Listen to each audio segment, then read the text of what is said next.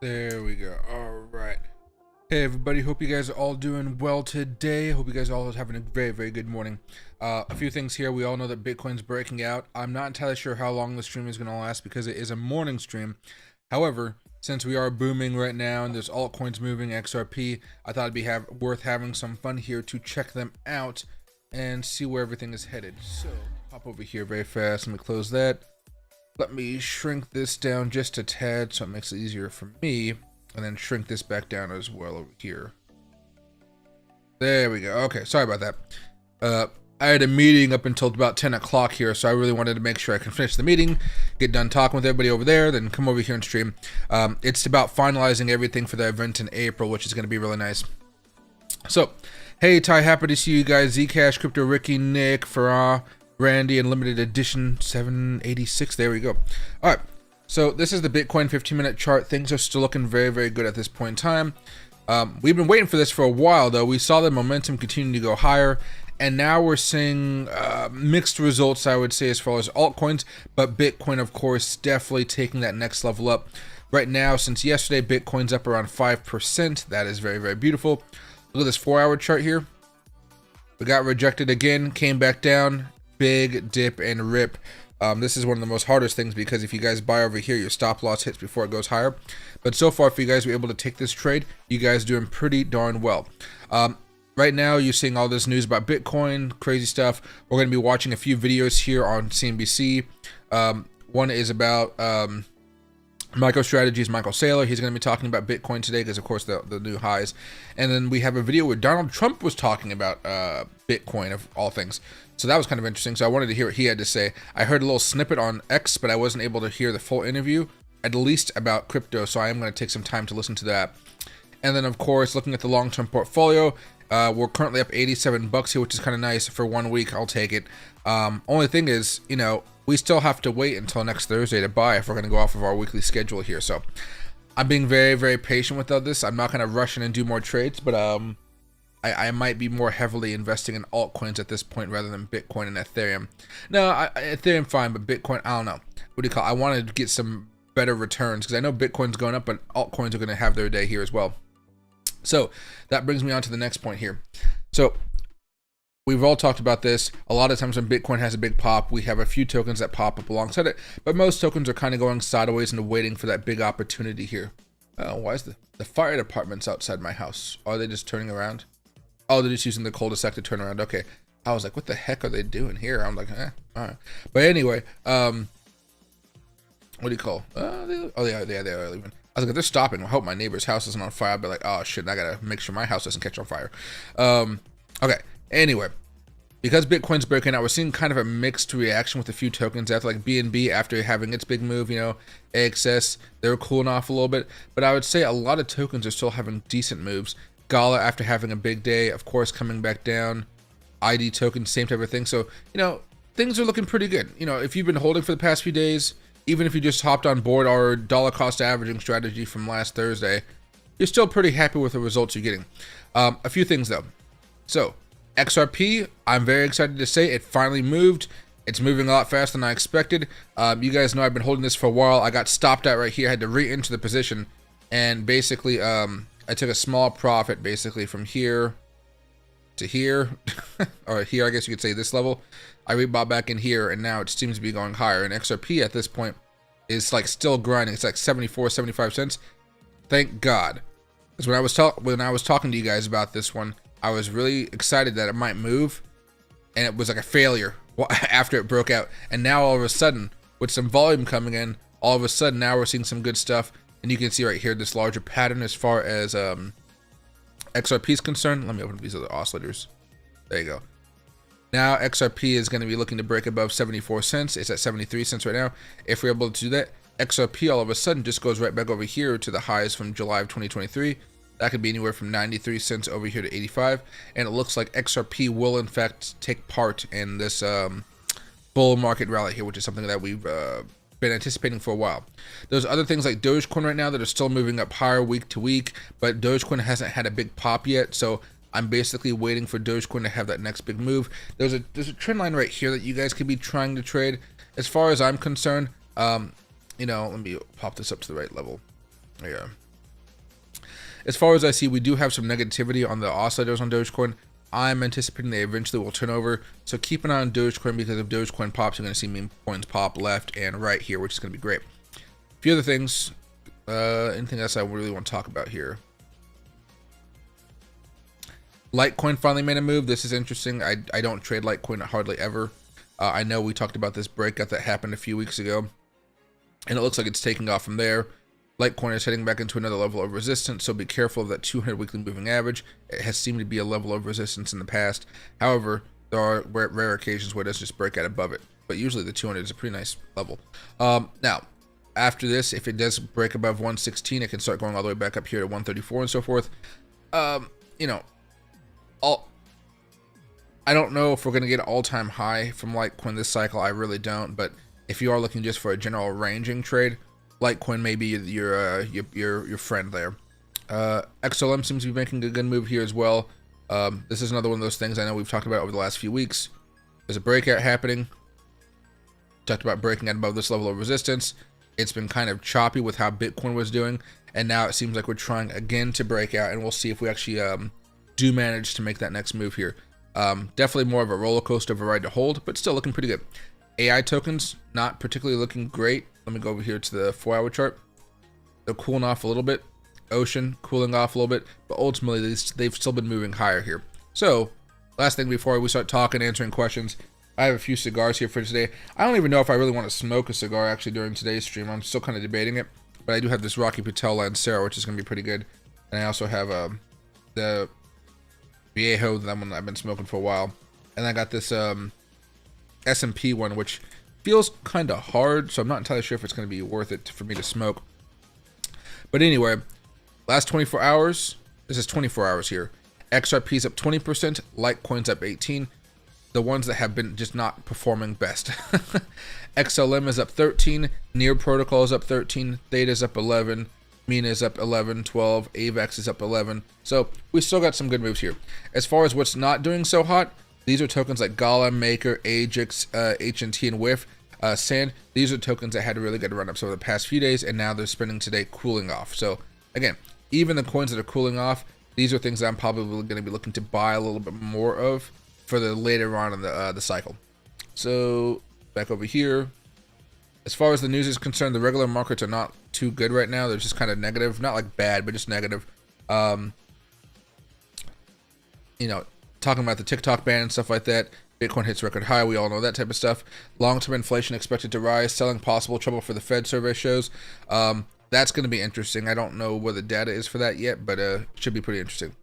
Okay, let's go over here to Bitcoin, though. Let's check it out on the 15-minute chart. Watch this kind of roller coaster pan out.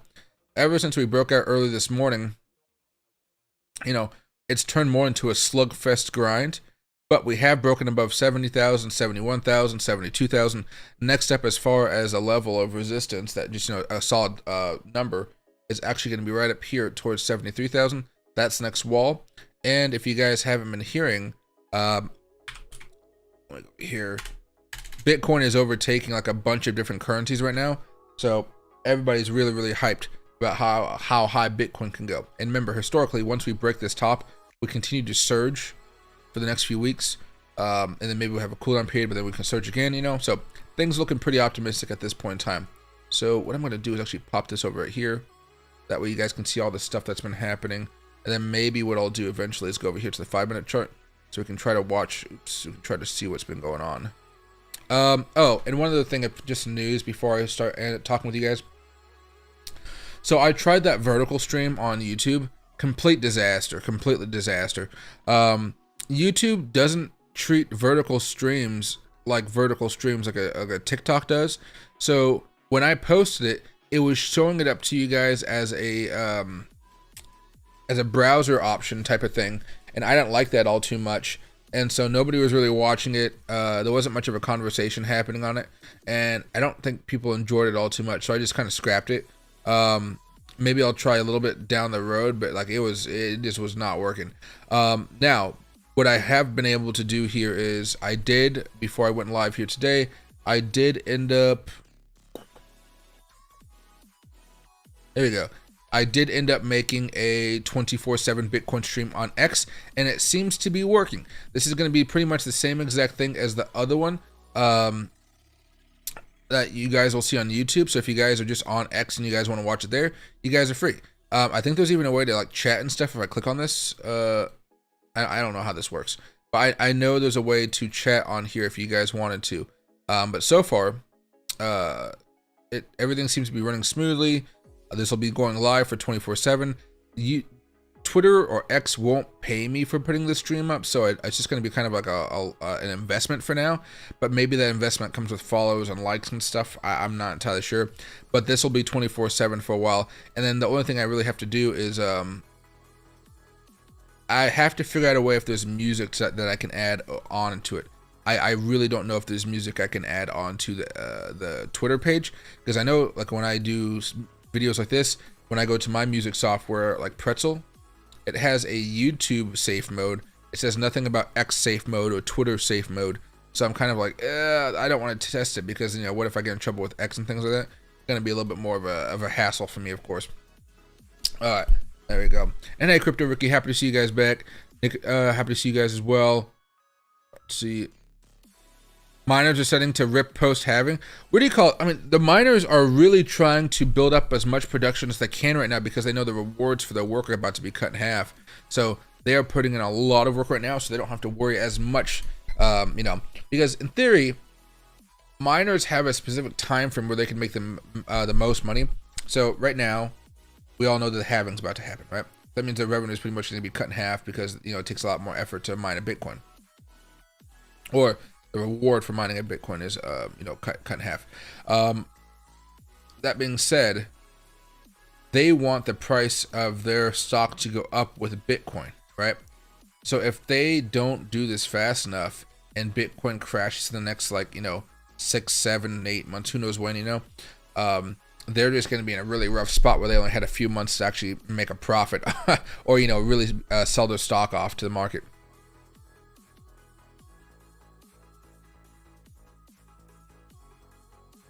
And hey, Paula, I'm having an okay day so far. I'm just kind of tired. I went to bed like at 2 o'clock in the morning last night, and then like at 6 o'clock in the morning, I just woke up because the sun was blaring in my eyes through the sunrise, and I was like, oh my gosh. Then I couldn't go back to sleep. But yesterday, I spent a good part of the day. Remember I told you guys I was taking the day off yesterday because I was having the cleaning lady come over. She did a fantastic job. I'm going to have her come over regularly. I went to go see her mother because I know the family. And they're going to be watching Loki while I'm over in Vegas next month. That's what the meeting was. That was one of the reasons I couldn't stream earlier today. I had that meeting to talk to the team with it. And so Loki's going to be over there at their little farm ranch. And so they have chicken, they have like Pomeranian dogs, and they have a few German Shepherds. And a couple German Shepherds. And the male German Shepherd likes Loki as long as he doesn't jump in their pond, because they have a massive pond that Loki was just like flying into. And they get along fairly well. And there was a female dog there that really wants to mate with Loki. So Loki's going to mate with this dog while I'm out in Las Vegas. So he's going to be having a good time. And they live maybe about a half an hour south of me, but they live like in the beautiful countryside type of houses where, like, you know, a big size house, like 2 workshops on the property, and then like multiple ponds, and they have like a chicken coop and all this other type of stuff. So Loki's going to be having a fantastic time. But, you know, I think I'm going to go over there next Sunday to make sure the dogs still like each other a lot, because the female dog tried to jump in the car with Loki like she was getting a free ride back to my place, which was just very, very cute because she's a little bit more, she's a skittish dog. She was abused growing up, so it takes her like a few minutes to warm up to people. So she warmed up to me, but she also really warmed up to Loki. Shib is always down when Bitcoin goes up, y'all. Give her a couple days. Well, remember, I think people just forget how much Shib went up. If we still go over here and we go to coinmarketcap.com, we go to maybe like the last 30 to 60 days. Let's go 60 days, right? It was 60 to 90, right? Shib is up 220 to 240% over the last 90 days. It's higher. It's gone up more than Dogecoin, more than ADA, more than XRP, more than Solana, more than BNB, more than Ethereum, and more than Bitcoin, more than AVAX, more than DOT, more than Link, more than Matic, more than Tron, Ton, Bitcoin Cash, Uniswap, Litecoin, Near Protocol, Internet Computer. The only thing that's moved up higher is maybe stacks. Maybe stacks. Render is close, but not there. Pepe.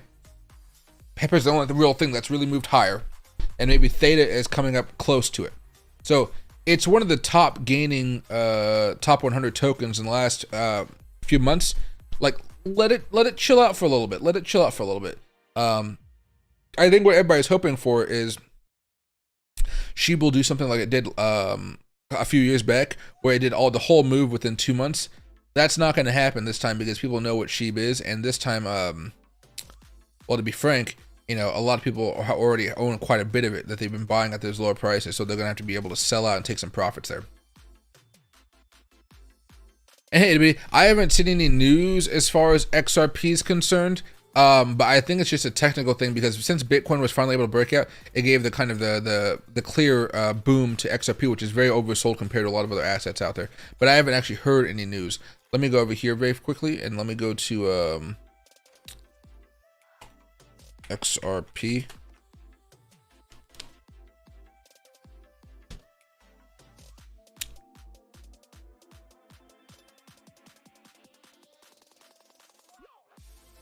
I'm seeing charts, but not news.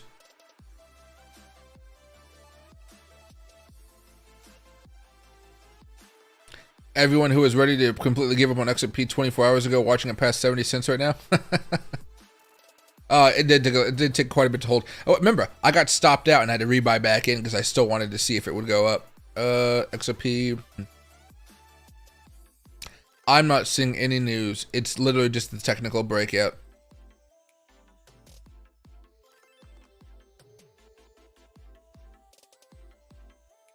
Okay, that's a bit that's a bit wild right there. But yeah, so it looks like we're good to go. BlackRock, Bitcoin, XRP. So yeah, we're seeing some nice moves there. Let's go back over here very fast. Watch a little bit of Bitcoin. Do I think the Horn Coin will do anything? I have no idea what that is. If it has a small market cap and it's at least been going up over the last couple months, it would still have a good chance of continuing to go up. You know, you might get lucky and have a big pop, but usually you're just looking at maybe a few 100%, maybe 1,000% if you're buying on a really low market cap and it goes lucky. You know, if you get really lucky, of course, it can go tens of thousands of percent, but that's always hard to do.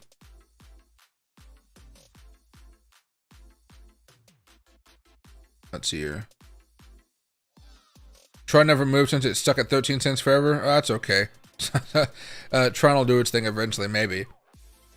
Did Bitcoin close above $69,000 for the day? I believe we did. No, we were like $100 off of it. It might have actually happened on. It happened on the Bitcoin USD chart. That's where it did happen. It didn't happen on the Bitcoin Tether chart like I wanted it to, but still, I'll take it here. 5-minute chart. There we go. Yeah, right now Bitcoin is turned into a slugfest. We're trying to go a little bit higher. Swing trades on Floki and Pepe. I would be accumulating them right now for the next legs up. Floki, I think, is already moving up a little bit today, isn't it? No, it's not. It's down 2% so far today. But I would be spending time accumulating them and just waiting for that next rally to kick off. So far, they're doing very well. Pepe, to me, has the lowest market cap, I think. Then you start getting to other ones like Whiff and Miro and things like that. But yeah, it's more of an accumulation zone right now and waiting for them to launch. 20% an hour, it's crazy. Something is going on behind the scenes. I mean, there might have been some leak or something about some news as far as the case is concerned. That's always a possibility. But you know, it was gearing up for a break. It was ready for one. And I wonder if people just piled in because they all knew it was going to happen. Like a self-fulfilling prophecy. Think 80K before halving. I think there's a good shot for it. You know, we still have, well, okay, the days have not been moving down like one day at a time. They've been moving a little bit faster here, so yeah. Now the halving's at 36 days away. You know, we're not seeing a day like this. Isn't one unit a day is not being moved from the halving date. It's like it's coming down pretty fast. Now,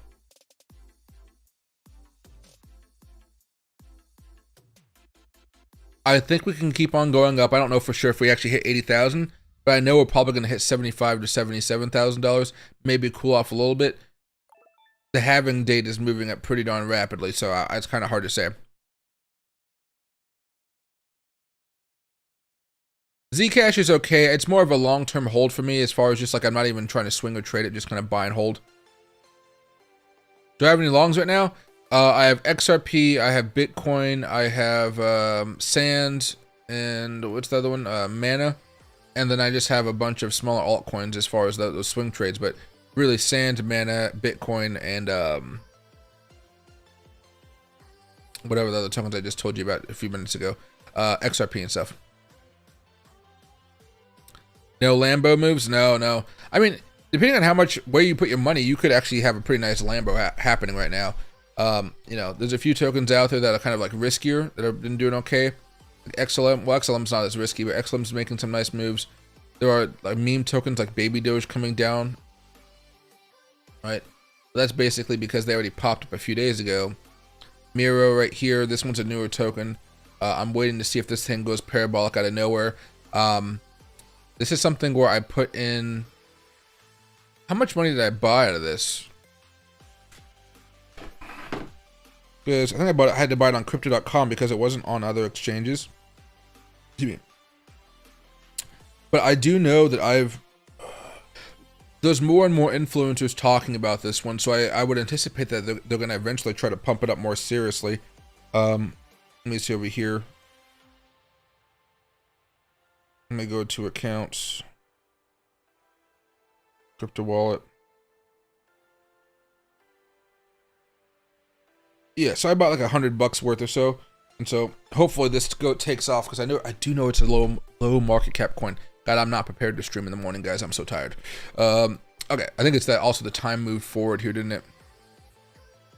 But ADA's up 5%, Dogecoin's up 3%. Dogecoin's trying to break out right now, so if Dogecoin can have a breakout, get ready for some fireworks to occur, and this would probably happen sometime relatively soon as well. I'm just hoping that Dogecoin can break out a little bit faster, because right now, again, we're grinding up here. It wouldn't be terrible if Bitcoin literally just came all the way back down to 71,500, cooled off, and then start moving up higher. But during that cool-off period, you know, altcoins are going to freak out, and you know, they're going to be a little bit more dramatic here.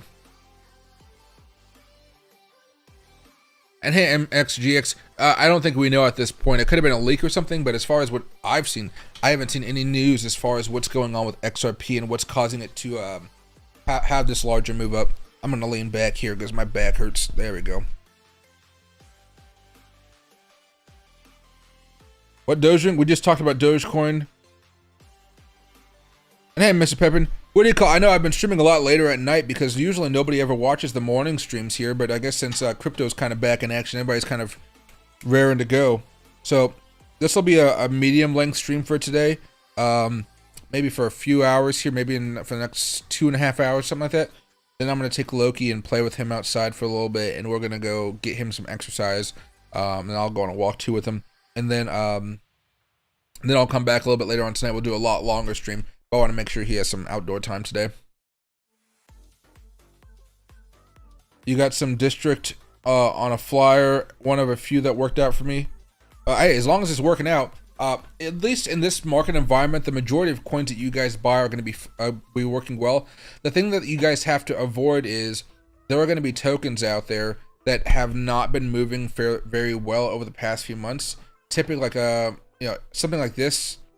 Like Monero or something like that, WeMix, you know, be kind of careful of buying into them now unless the technicals are saying there's a breakout or something.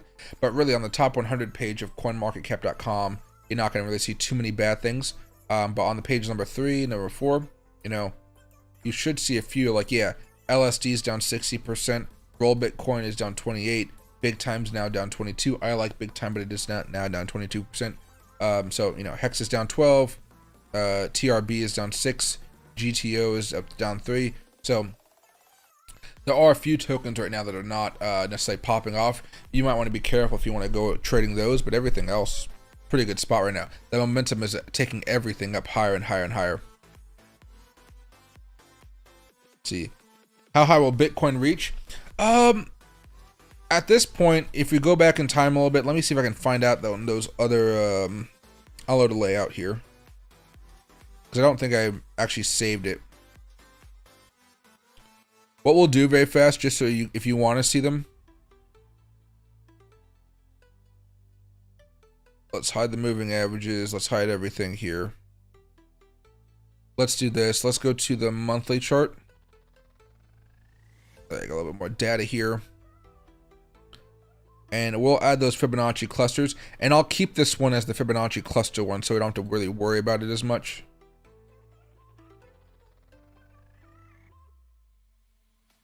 Why is this?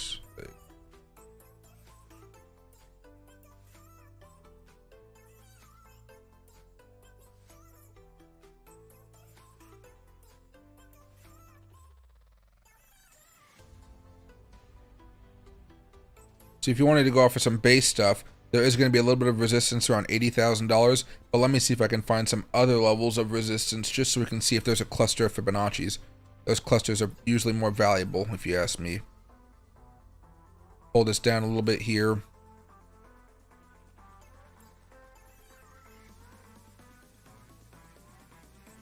Right, let's go right here. Hence why there's so much resistance right there, that cluster. This one shouldn't do anything, right? No, okay.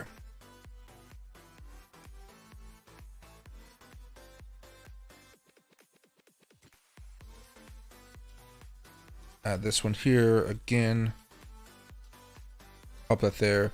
And honestly, I don't think these lower ones all the way back in time will help us. Let me just double check. I think I always double check when I do this, just in case. Ah, this one does. Okay, that's fine. Okay, let's go over here on the daily chart. You guys will never have to put this on your charts. Basically, all I'm looking for is some clusters to see if there's an opportunity for some resistance. See how when you have two Fibonacci's that are pretty close together, there's a little bit of resistance right there. Right, over here a little bit more resistance. This one, I don't know. This one was a level of support actually.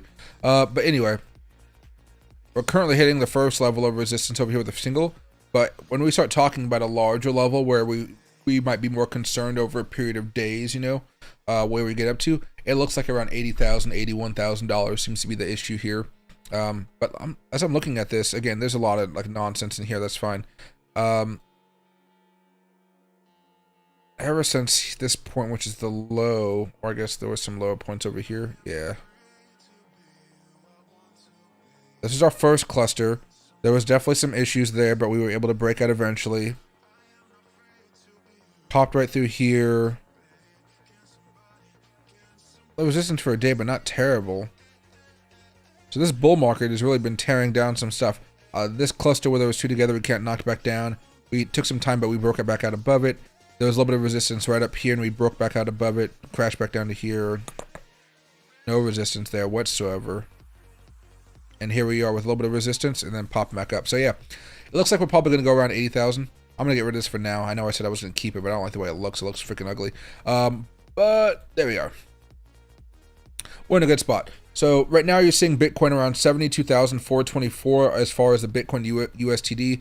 Bitcoin tether, excuse me, Bitcoin to the dollar is $75,545. Let's see. Oh yeah, as far as XRP, there's no news right now. I mean, here's what I can do. CoinDesk. If there's news on XRP, CoinDesk will have it. I don't need to listen to the Ethereum one, but load. I don't want to see people's lips. They're weird. None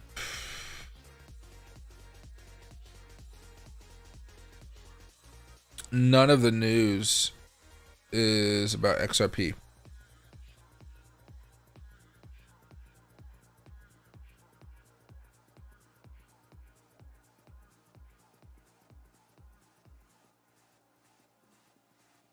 There's no news on XRP at all. Maybe if I search, even if I search for XRP, nothing shows up.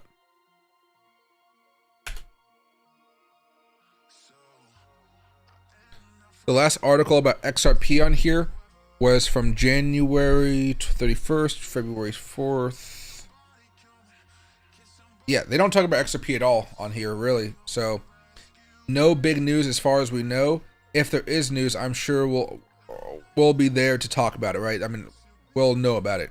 It'll be on X breaking, then it'll show up on all those other websites. Let me go back over here very fast.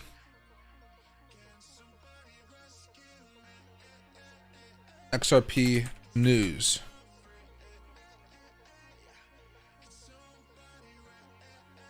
Let's see. There's something from 17 hours ago. SEC offers settlement with Ripple CEO 225 and XRP. I don't know what that means. That's technical news. Technical news.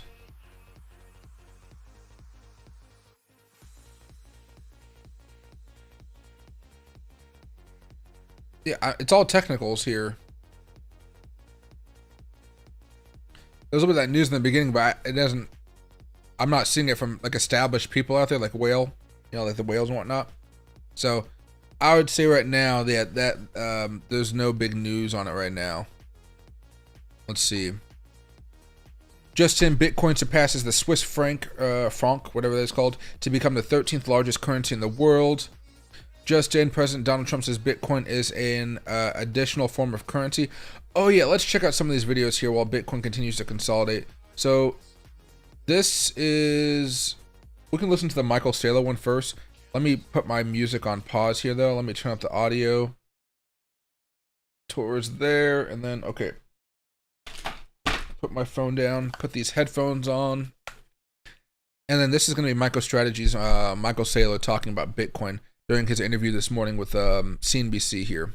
All right, let's listen to it. Crossing the $70,000 mark for the first time on Friday this morning. It's now above great news. $72,000. Join us right now to talk Bitcoin is Michael Saylor, MicroStrategy Executive Chairman, an 8K out from the company this morning, revealing it just bought more than $800 million in Bitcoin. The fact he's buying more is crazy. Last month, his company held about 200,000 Bitcoins. And Michael, I want to thank you for joining us. You have been early. Hey James, I'm doing well. Courageous, and you continue to double down.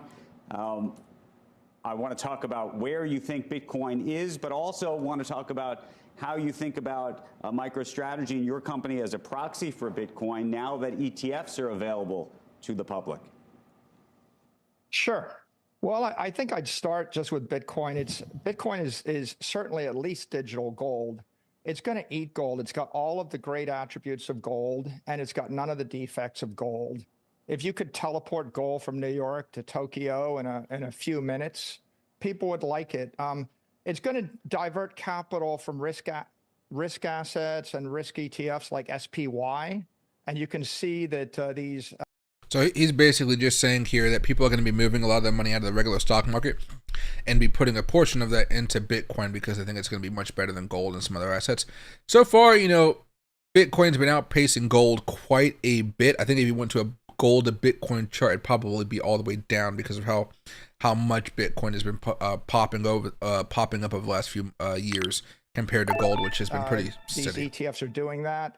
It's going to be incorporated into a lot of funds like the BlackRock Global Opportunities Fund or the Strategic Income Opportunities Fund. And so it's an asset class. As it goes into other funds, it's going to become structural. The halving is going to cut the organic supply of natural sellers in half around April 20th.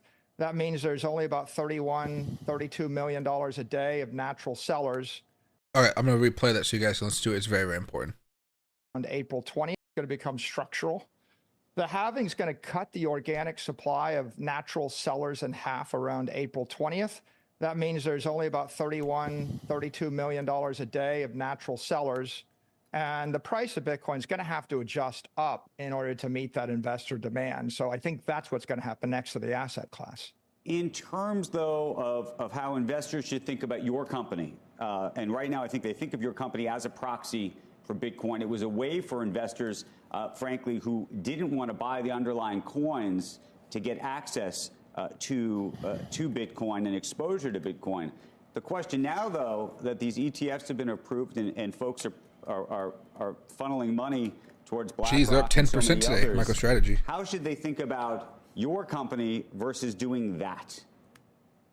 Yeah, so BlackRock is like the container ship or the super tanker of Bitcoin. They can take $1 billion a day into their capital structure, and they can haul that very efficiently, 25 basis points. MicroStrategy is like air freight. We got higher performance. So what's going on here? MicroStrategy's got leverage. If we borrowed $800 million at 62 basis points, is there any company in the world that you wouldn't like to invest in that could borrow $1 billion at less than 1% interest to invest in your best idea? So we get that very intelligent leverage. It's non-recourse, it's unsecured, and then we buy Bitcoin with it. That leverage gives us volatility. It gives us performance. The performance gives us volatility. The volatility attracts capital, and we can then leverage more. It's kind of intelligent because it's convertible debt. It's given our shareholders more Bitcoin per share this week than they had a few weeks ago. So it's very accretive for them. And it's pretty compelling for every investor. If you're Bitcoin curious right now and you want to buy Bitcoin at the all-time high, how do you get the upside in Bitcoin with downside protection? MicroStrategy sold $800 million in debt, and we have $12–13 billion of Bitcoin on the balance sheet. So we're giving you an over-collateralized loan and the upside. But if you're a Bitcoin maximalist and you love Bitcoin and you want to hold it forever, the ETFs charge you 25 basis points. MicroStrategy is accreting. We're giving you a yield against your shares in a tax-efficient fashion. So the maximalists like the equity. The hedgers, they kind of like the upside with downside protection. All right, that's all I wanted to show with you guys there. But basically, things looking pretty good with MicroStrategy. They're still able to make a good amount of money here. Let me put the music back on very fast. There we go. Turn that down off my end. And I think the music might be a little bit too loud, actually. There we go. There we go. But yeah, they're still printing money. They're outpacing Bitcoin at this point because of their leverage and how much money they've been able to invest. And so you're going to see this gravy train roll on for a while. If you guys are looking to trade options and stuff like that, maybe MicroStrategy is probably one of the more fun things to be trading out right now. Couple things, though, as we kind of wait for Bitcoin to make this next move. So far, Bitcoin's just consolidating, and we're waiting for a large pop to overtake us over the next few hours. Not even next few hours, really next few minutes, like maybe a half an hour to an hour, maybe. We should see Bitcoin try to pop before the 50 moving average on the 50-minute chart comes up. Because if we start to break down below that, then we're going to consolidate for a while. Things will get boring for a hot minute, and that's okay. But we definitely want to see this pop happen sooner rather than later. So we're going to be paying attention to this mostly here today as we try to see Bitcoin break above $73,000. Just for my sanity here, I am going to up this maybe to 24 so I can see the numbers a little bit more. Maybe the 28. Yeah, that seems to be a little bit better. Just so we can see everything going on. And the big winners today seem to be, I know we've already talked about this, but I just want to, for the new people in here, well, this is not what I want to see. There you go. The big winners are Litecoin, XRP, Near Protocol, XLM, and Python. It looks like maybe some AVAX and Mina. But yeah, really good potential here. XRP in particular, it really is, I haven't heard any news from it, but there was a technical breakout a few weeks ago, and it's finally now making a move. If you guys have known me for a while, I've been trying to hold it for a hot minute, but some of these things are just wait until something happens. And if you can wait, you're happy. But if you can't wait, then you're trying to play catch up and you're trying to, buy XRP 20% higher after it goes up 20% an hour. We have a shortage of sellers right here on Bitcoin right now. Oh, definitely. The ETFs have been just like buying up everything. And that's one of the reasons that Bitcoin's going to continue to go higher. Let's check out what's happening on Arkham. So let's check out what the ETFs are doing today. So, of course, Grayscale, they're probably selling. Yeah, Grayscale, of course, is selling Bitcoin like they always do. Nothing new there. However, let's check out Fidelity. Fidelity is buying Bitcoin. Not a lot, but they are buying Bitcoin, which is a good sign here. And then BlackRock. Oh, BlackRock is selling Bitcoin. Whoa, maybe that's why we have this little bit of a sideways move here. Oh, so let me see. How do I show this to you? Okay, so the best thing for me to do is to make this into its own little thing. You guys can still see it there. I scroll over here and I zoom in on this page in particular. Does that work? There we go. Okay. So 33 minutes ago, they're moving Bitcoin around. 1K Bitcoin, 1K Bitcoin, 1K Bitcoin. 2 hours ago, of course, a lot of 1K Bitcoins. So that is interesting. Let's go back over here to page 2. Yeah, 2 hours ago. Wow, they're moving a lot of Bitcoin around. Can I stretch this out a little bit? I don't think it'll let me. Let me go over here to inflow. Last inflow was 3 days ago, so that was Friday. Outflow, yeah, just coming out. Wow, look at that. No swaps. Okay, let's just do this. I don't like necessarily looking at data like this, but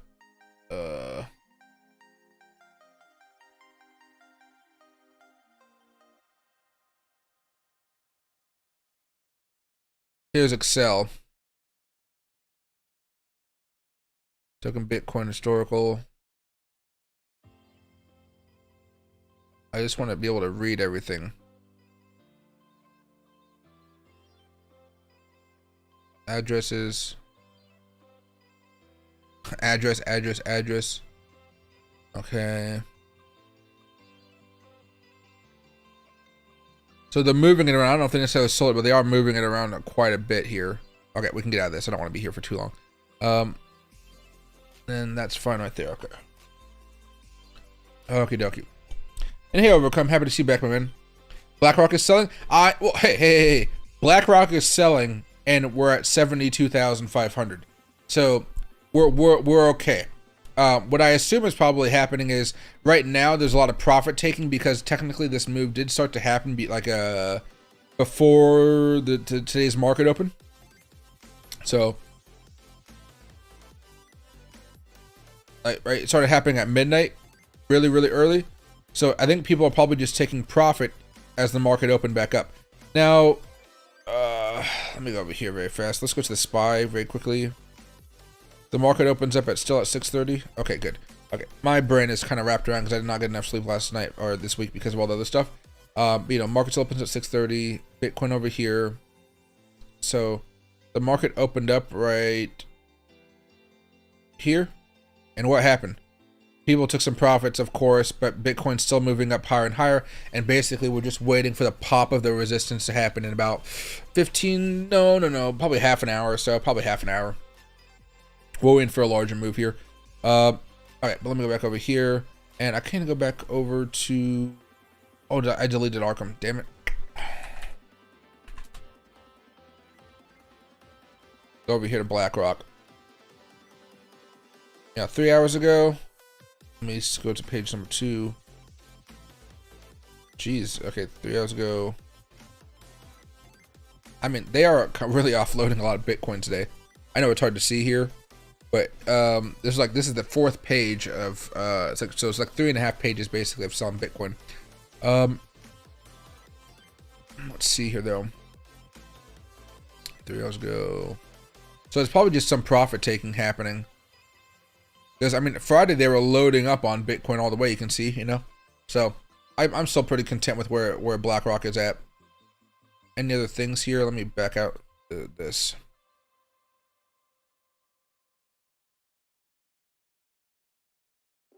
Coinbase inflows, Binance, Hot Wallet. So, there's a lot of inflows happening today, as you guys might imagine. So, return distributor.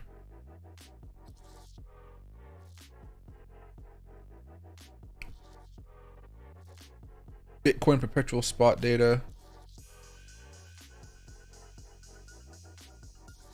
Altcoin season index is at 54%, so it's neutral. So we haven't even gotten into full-on altcoin season yet as far as they're concerned. And let me scroll that down over there.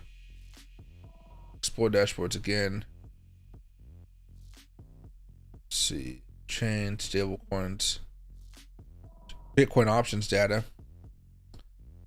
Open interest is fine. Volume is pretty high. Not as much on Binance though.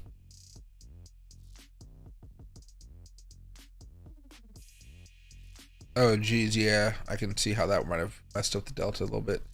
Alright, so we're in a good spot, everybody. Right now, we're just waiting for Bitcoin to take that next leg up, break above $73,000.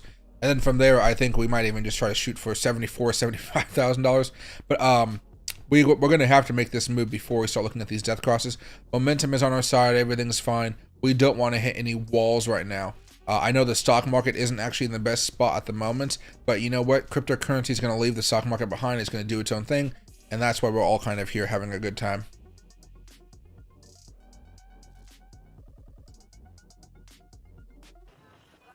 Should you hold on to Shiba Inu?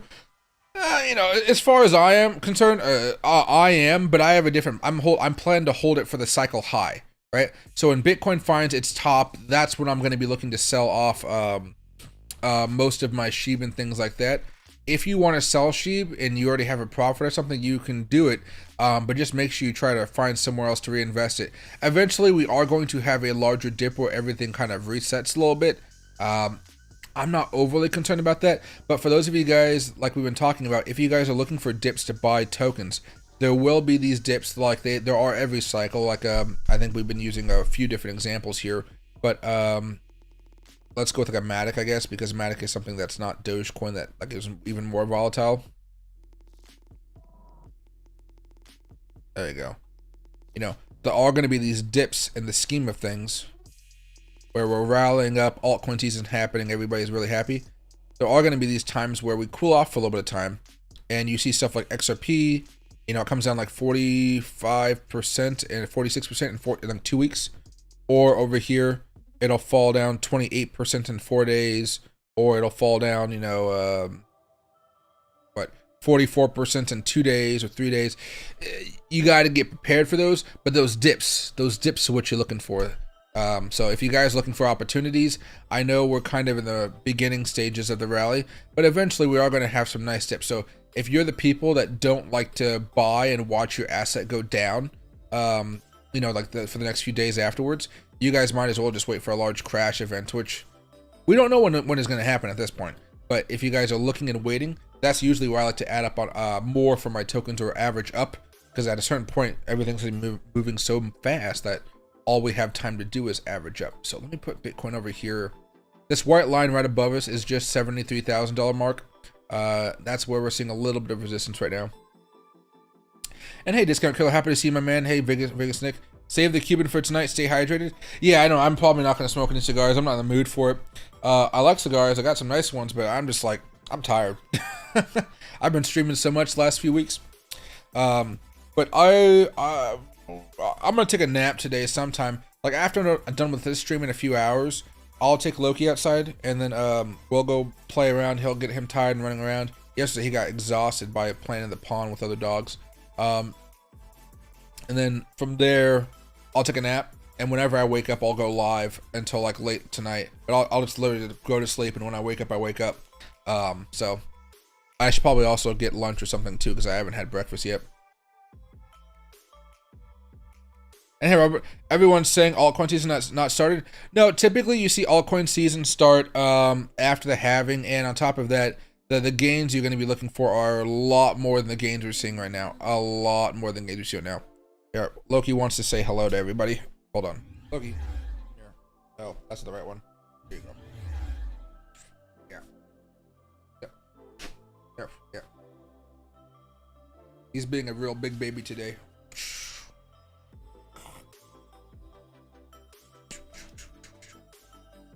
Jitsu.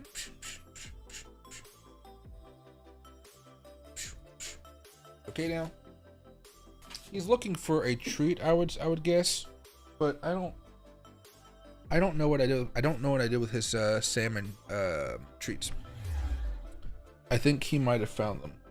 I'm not entirely sure though. Or did I hide them from him because I'm smart? But did I hide them too well? Well, I can't myself find them. That's the question. Yeah, I'll find him eventually. I got more treats for him in the back of the car.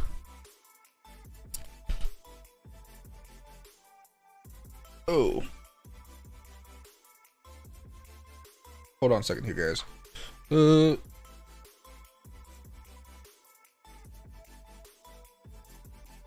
you go. This fell off my Shure microphone, or whatever you call it. And this thing is a freaking expensive thing, so I do not want to break it. There we go, and we are all set. There you go. I guess because I've been moving it a little bit too much. Okay. Opportunities may be big. XRP, XLM, because 6 months behind and totally finally rally started. So I'm guessing you're talking about how they haven't been popping off as much, and now they're looking to make their moves. Yeah. There's more tokens just like that. If you guys are looking for tokens right now that haven't necessarily moved, the metaverse tokens are pretty much your game right now. They've moved up a little bit, so they have momentum, but they haven't had those parabolic moves just yet. So here, I'll go back over to the weekly chart. So with a lot of tokens, like, you know, meme tokens and things like that, with Ocean, RLC, with the AI tokens, GRT AI tokens, you know, those ones have been moving very, very, very well. However, there are a few that haven't necessarily gone parabolic just like that yet. XLM, you can see it's just breaking out. It broke out a few weeks ago. It took a couple weeks to actually make the move, but now we're doing okay. Some of these trades are working out a little bit better. Now, on the other side of this, we got stuff like Spell Token, which has just started its low rally here. It's made a small move, but not nearly as much as you would think, because this market cap is like $90 million. That's Shiba Inu. This thing's, yeah, much more parabolic. Sand, there we go.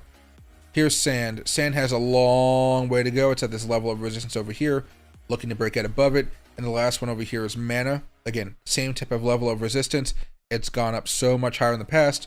It's at 77 cents, and all-time highs are up here towards $6. So give it some time. Let them cook, you know. We just had a golden cross here finally, so they should be doing fairly well here over the next few months. Other tokens like Matic and so forth, they've come up a lot more. But, you know, they still have to deal with their levels of resistance and have these, like, you know, small breakout right there. I don't know what the heck I was looking at. Yeah, this breakout right there worked out okay. I guess this wasn't for that. What was this? High points. No, this one ended up being well because Bitcoin got slammed when it went to all-time highs last time, or when it went back up to 70,000 or so. There we go. Because I really want to see Bitcoin pop here. I don't want to see us flush back down a little bit. That'd be so sad. I wonder if a crash how far we'll go. Typically it might be somewhere between 15 to 20% as far as Bitcoin's concerned, but the question is 15 to 20% from where? So if we, you know, go back in time a little bit here, let's just use this chart because it's easier. And let's go to daily. Again, after we broke all-time highs, right? There was a dip beforehand. We took that dip, as you guys might imagine, just a few days ago. But after that, we only had a few dips that we really had to concern ourselves about. So let's say that we had this dip right here. You know? This dip from the high to the low was Bitcoin falling 10% in a day, pretty much. So within 24-hour period of time. Not bad. This one over here, Bitcoin fell 21%. Bitcoin fell 30%. Bitcoin fell 27%. You can just see how much volatility there is right here. This one, Bitcoin was at 58,000, so not at the all-time highs yet. We fell down 26%. Now I can kind of put it into perspective, you know. During this this is altcoin season up here when Bitcoin's at these high levels. 19%. And of course over here 27%. And then the bull market pretty much ended with the death cross and so forth, I like to say. But yeah, you can expect quite a few big drops here. It's just more buying opportunities. And if you guys are worried that you guys are going to buy a dip and then the Bitcoin is going to enter a bear market and you guys are kind of just afraid of that type of thing in the background, remember that typically the bull market ends after Bitcoin has the death cross here between the 20 and 50-day moving averages, which normally symbolizes about like a month or so where Bitcoin has not been moving up higher. It basically means we've settled, and that settling is where people get very, very concerned, and that's where you start to see people really sell off on all their crypto assets. Now, because we're in this kind of new world of ETFs and, you know, institutional investors and so forth, I'm not terribly you know, I'm going to sell a lot of my crypto around that time where I see like, okay, things are looking a little bit testy. However, this upcoming bull market cycle after that, I might be more willing to buy tokens at a higher price, just to nibble in a little bit earlier. But we'll get there down the road. And again, you know, even over here, Bitcoin consolidated for maybe about 34 days. Again, like about a month. This one was probably about 2 months then. February to about May. Oh, that's more than a few months. But basically, you know, once we start to go pitter patter and you have the death cross over here, you know, if you bought down here at the dips, the little bear market territory over here, or even over here, you're okay with selling right there because you're still walking with a profit. If you bought up here, you're not very happy with selling right here because you're selling at a loss. But yeah, so right now we've just started this boom. I'll even go over here to the monthly chart. The monthly chart shows you everything at this point, as long as my head's not blocking it. Look at that. This is where we broke out of all-time highs last time. Magnetize this up. There we go. And this time we broke above it right here. So we're still in a good spot. Who knows how high we go? At this point, I'm very excited to see where we go regardless. But, you know, it feels like we're at least going up to $100,000. I put a poll out there a few days ago. If I go over here to my channel, community. There you go. So I told you guys, well, I asked you guys, how high is Bitcoin going this cycle? About 839 people voted, and 100K was the number one issue, number one thing, the number one voted answer. Then we got 200K, 250K, 300K. What do you call? 60% 100K, 18% 200K, 9% 250K, and then 14% 300K. So, wow, a lot of people think 100,000 is going to be as high as Bitcoin goes this cycle. So let me know what you guys think about that. In fact, what I'll actually do is, how about I just add that same poll right now, and let me just copy all this. How high is Bitcoin going? Because I know people come here for a few minutes and they leave, and there's more people. So we should be able to get a good amount of poll people here, or good enough people to answer the poll question for us. I'm going to make this as nice and simple as I can, though, so I'm just going to copy and paste. If that makes it easier. I'm not entirely sure. Has to. There you are. Add option, add option. And then 300K. But for the 300K, I'll do 300K plus. There you go. Start poll. Okay. You guys feel free to vote on it right now if you guys want to. And then we'll go over to Bitcoin because I'm still hoping we can have a break at above $73,000 over the next few minutes. How are the oscillators looking? Oh, wrong one. Yeah, on the 5-minute chart, oscillators are all pretty much negative, so let's hope by the time they go positive, we can kind of rally back on. That's the 15-minute chart too. 1-hour chart, mixed.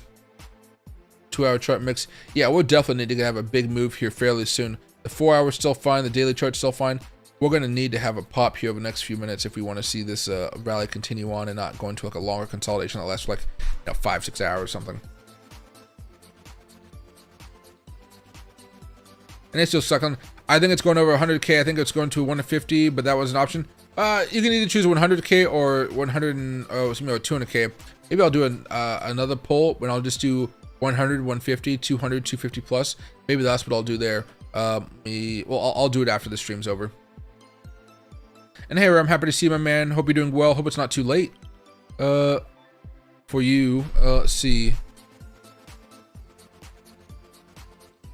Over 100K, so over 200K. That's the way I was thinking about it. But yeah, my people's brains, I understand they don't tweak that way because my brain tweaks in a totally different way as far as a lot of other people are concerned.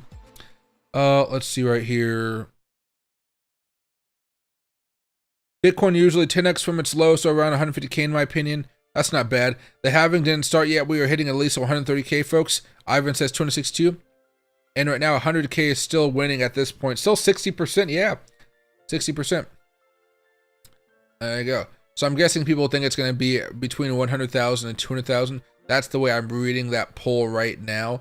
You got people saying that maybe we'll get up to 200,000, 250,000, 300,000 plus.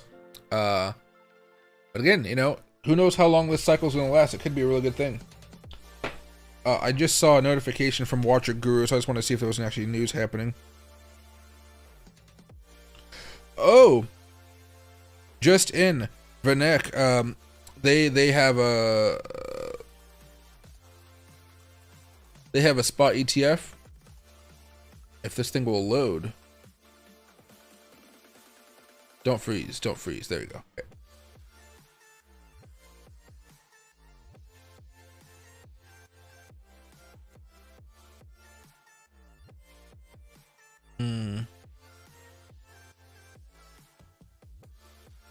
There you go. Okay, I'm not gonna be able to find it, but they basically have they're like BlackRock. They have an ETF.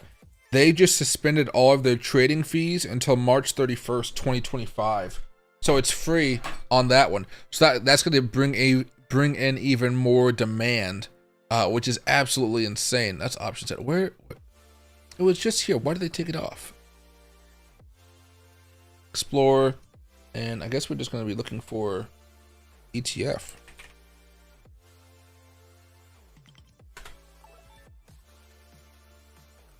Nope, they're not really going to let me see this. Okay, who cares? It's not important. Why isn't Doge moving? Because it's pretty much consolidating after the larger move we had before. You would anticipate that Dogecoin was going to break out sometime today or tomorrow. So you see this, let's go over here to the 2-hour chart, 4-hour chart. There we go. Right now, Dogecoin is consolidating. It's waiting for an opportunity to break out, and that breakout should take it back above 20 cents if that's what you're wondering. Just like how XRP has that breakout, a lot of different tokens are pretty much taking their sweet time to have those breakouts. But when they happen, you know, boom, we are looking at some nicer moves. But yeah, I'm pretty sure I speak. You speak for a lot of people saying you want Dogecoin to go up sooner rather than later. There we are. And 73,000 Bitcoin coming up.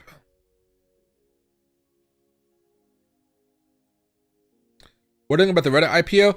I don't know. I'm not too much of a fan of the Reddit as a place to store my money to like get value from it. I don't even know if they're profitable. Is Reddit even profitable?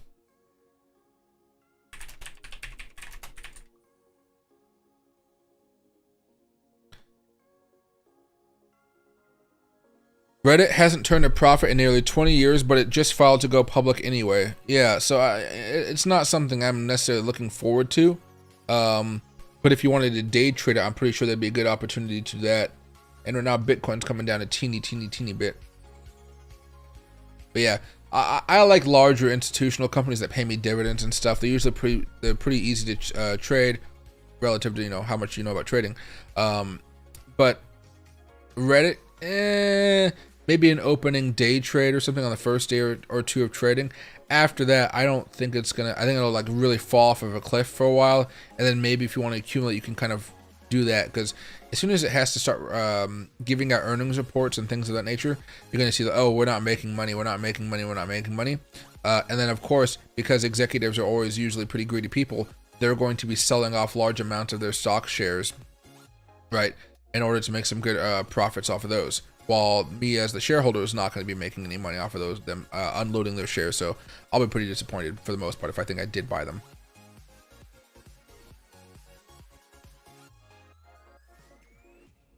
Let's see. Why is Shib dumping? Is Shib dumping right now?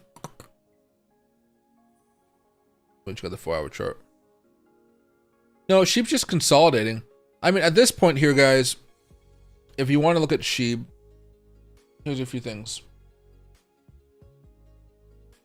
So Shib was in a nice little uptrend over here. We did break down a little bit more of a neutral pattern at this point. However, we're not really bullish, we're not bearish. We've pretty much broken out, didn't really do much here. But back over here to the weekly chart.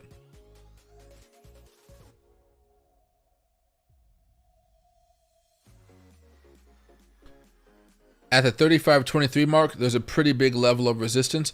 You might even think about it as an order block, actually, and that order block extends from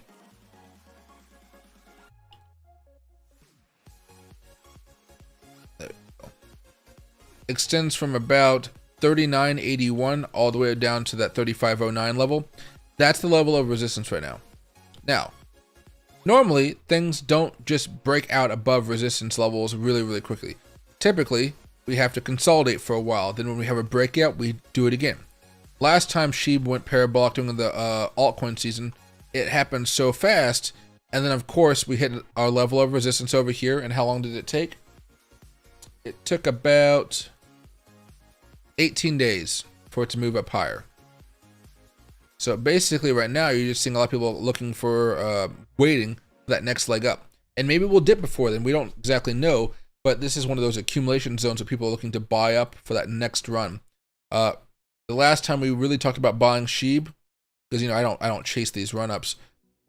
Remember, there's pretty much a breakout right here, or I guess you could point it down a little bit more if you're trying to match these tops, but there's a breakout, and then, you started to wait a little bit of time as it dealt with these levels of resistance, but then boom, consolidate, moved up higher, went up like 300%, 300%, that's a lot. So you got to be careful to not chase tokens once they popped up this high, because usually once they pop up this high, they're at another level of resistance. So that's why we're talking about other tokens out there like a sand or a, look how close this is relative to all-time highs here. Look how close that is. Something like a sand, right, still has a long way to go. And it's still dealing with the same type of level of resistance, so it's still dealing with it right now. However, going from here to here is the percentage is going to be a lot better. Shib right now has a huge market cap. What's the market cap for the top ones? Because isn't, I think Dogecoin's still number 9 and Shib should still be number 10. Any chance of us Dogecoin or Shib catching up to XRP, we're kind of dashed today with XRP booming up here. Yeah, Dogecoin's at number 9, Shib's at number 10. And then we got Dogecoin at a $25 billion market cap and Shib at $19 billion market cap. Still looking very, very good. And even over the last 7 days, Shib hasn't done anything. It hasn't gone negative, hasn't gone positive. Last 7 days for Dogecoin's down about 1.5%. But the last 30 days, Shib is up 246%. Dogecoin's up 112%. They're still really good plays. It's basically that you're kind of in that patience zone because maybe some of you guys bought when you shouldn't have. You got to buy the breakouts when they occur. Like even right now, with a lot of these tokens that haven't necessarily moved off yet, you still got to wait for the breakouts. And those breakouts can happen on the 4-hour chart, the daily chart, or the weekly chart. That's the way I'd be approaching a lot of this stuff. But the same thing happened with the AI tokens, right? AI token, look at this. Oh my God, we're hitting a Fibonacci level on Fetch AI, which is around $2.86. We're retesting it out a little bit, and we'll see if we go a little bit higher here. Monthly chart, a little bit different because we're already at all-time highs. NMR still at some levels of resistance right now, waiting for it to break out.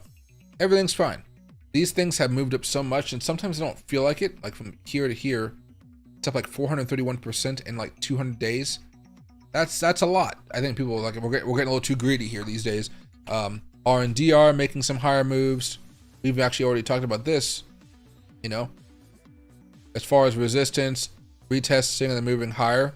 I think this is probably made on a weekly chart, but basically showing you guys in general, there's going to be some resistance. It's okay if you get rejected a little bit. Ultimately, you're just looking to buy at these spots though. Even Theta is making some higher moves right now too, and that's hitting another level of resistance here, probably by the end of this week. So, different tokens have different advantages at this point. But for me, those tokens like Shib, I'm not necessarily buying them right now, but if they do have a little bit more of a drop, I'll be happy to buy them. But I'm being greedy right now when I probably shouldn't be. Well, at least greedy with buying. I'm okay with being frugal. I don't know. I'm not buying FOMO for the most part here. They need to come down if I want to buy them, since I already have long-term positions on them. Most of what I'm talking about right now is just for swing trading.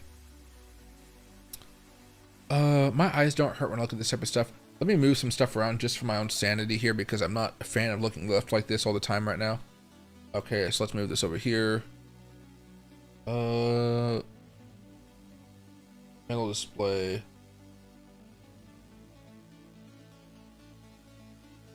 There we go. All right. There you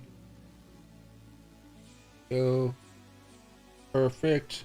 Now when I read you guys' comments and everything, I'll look over here for a quick second right at the edge of my first monitor, go back over here to the second monitor, and also be able to see what's happening on the third monitor. You don't feel safe with Shib? Yeah, if you don't feel safe holding the token, you can always sell. It's already gone up so much, so it's perfectly fine to take some profit off. How much do you think Doge can go? Probably, I think up to like $1, maybe $1.20 this cycle. I'm hoping that Elon Musk can try to hype it up again. Elon Musk hyping it up was a huge factor last time, so we definitely need him to start tweeting more about it.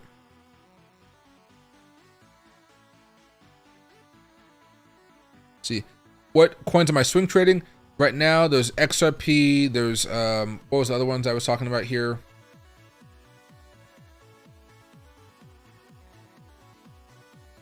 Mana, sand, anything else? Those are a few right now. Ethereum is something I'm still holding, but it's not even a swing at this point. It's just holding for the ETF announcements and things like that. XLM is doing fine right now. It was lagging for the last few months, but now it finally started to pop. Be careful if you do want to buy into it right now, but if it does have a dip over the next few days, I'd probably try to buy into that dip. Need quality games? Yeah. What do you call it? The games never have seemed to matter as much as their price, though. Like, nobody seems to care if they have a really good game in order to pump up the tokens. You know, it's one of the reasons I wasn't like. It's one of the reasons I only did some swing trades on it last bull market cycle, because when the metaverse stuff popped off last time, the rest of the market wasn't really doing anything. The metaverse was its own little thing that was popping off really fast, and then boom, all of a sudden, you know, it just ended like that. But the rest of the market had already been finished with this move for a while. So people just don't seem to care if there's actually games or not, or if they're good games. They just don't care, which is very, very interesting. However, I am looking at some of the smaller metaverse tokens. Those are not swing trades. Those are more cycle trades. So, like, you know, I'm going to sell them when Bitcoin's hitting $100,000, $150,000, whatever that level may be. I'll be buying those levels, or excuse me, selling at those levels. Let's see. Let's go over here to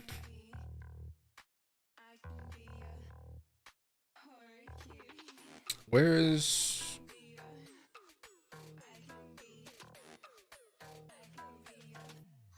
I'll just search for it over here.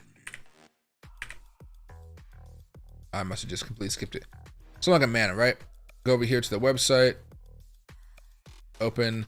Let me also go to the tag. Gaming. Okay. And so let's go to the website, right? These are the games that you guys are getting so far right now. Decentraland, make new friends, explore diverse events, and spark your creativity in a virtual world built and owned by its community. I'm not a fan of this graphics style, to be honest.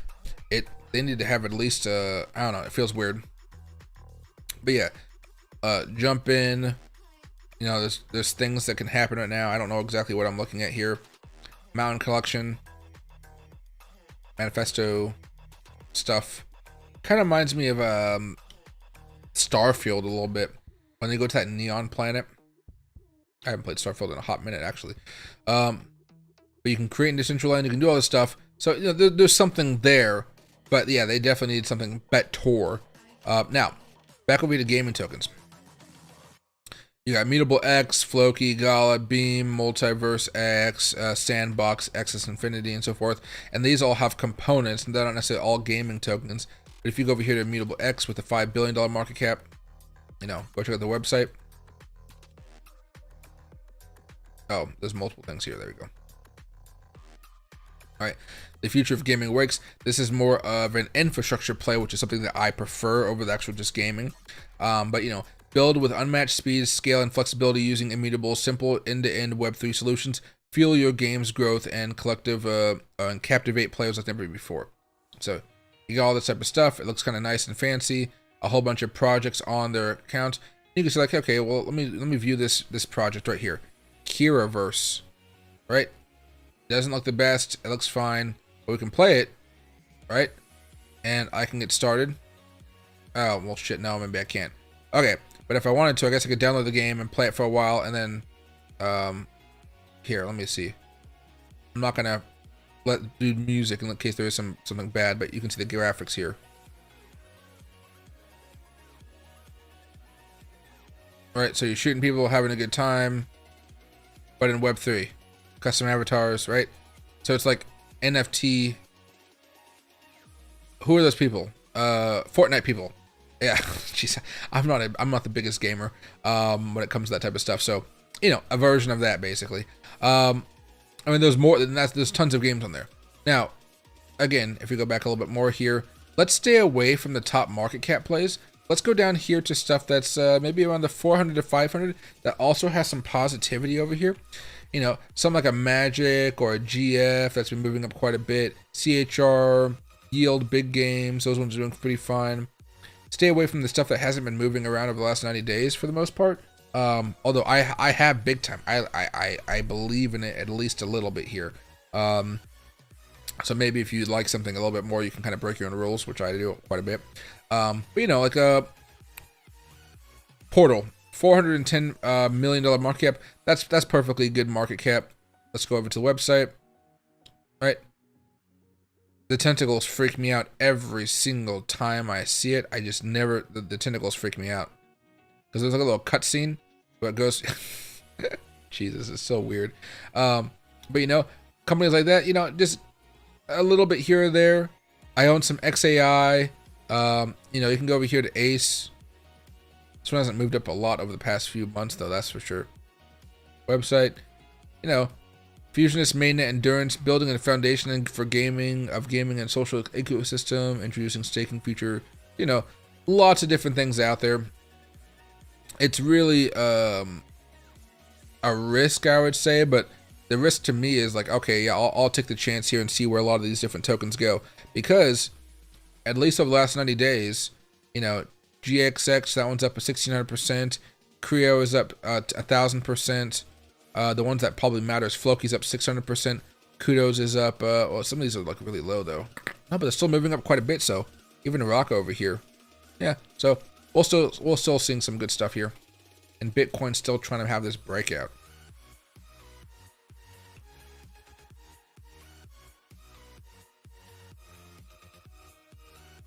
Let's see. Oh, thanks. I'll hide the guy.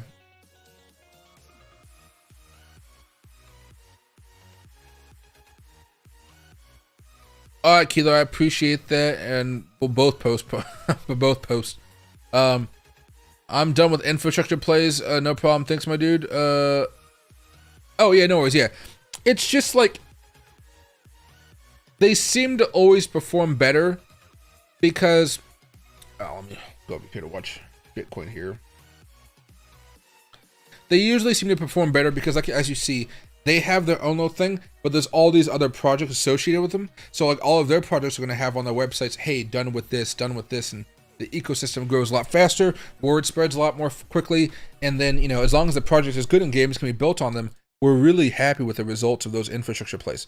And also, again, before Silicon Valley Bank crashed a couple years ago, I used to go to a lot of their events, their little parties that they would have, because they're really hospitable people.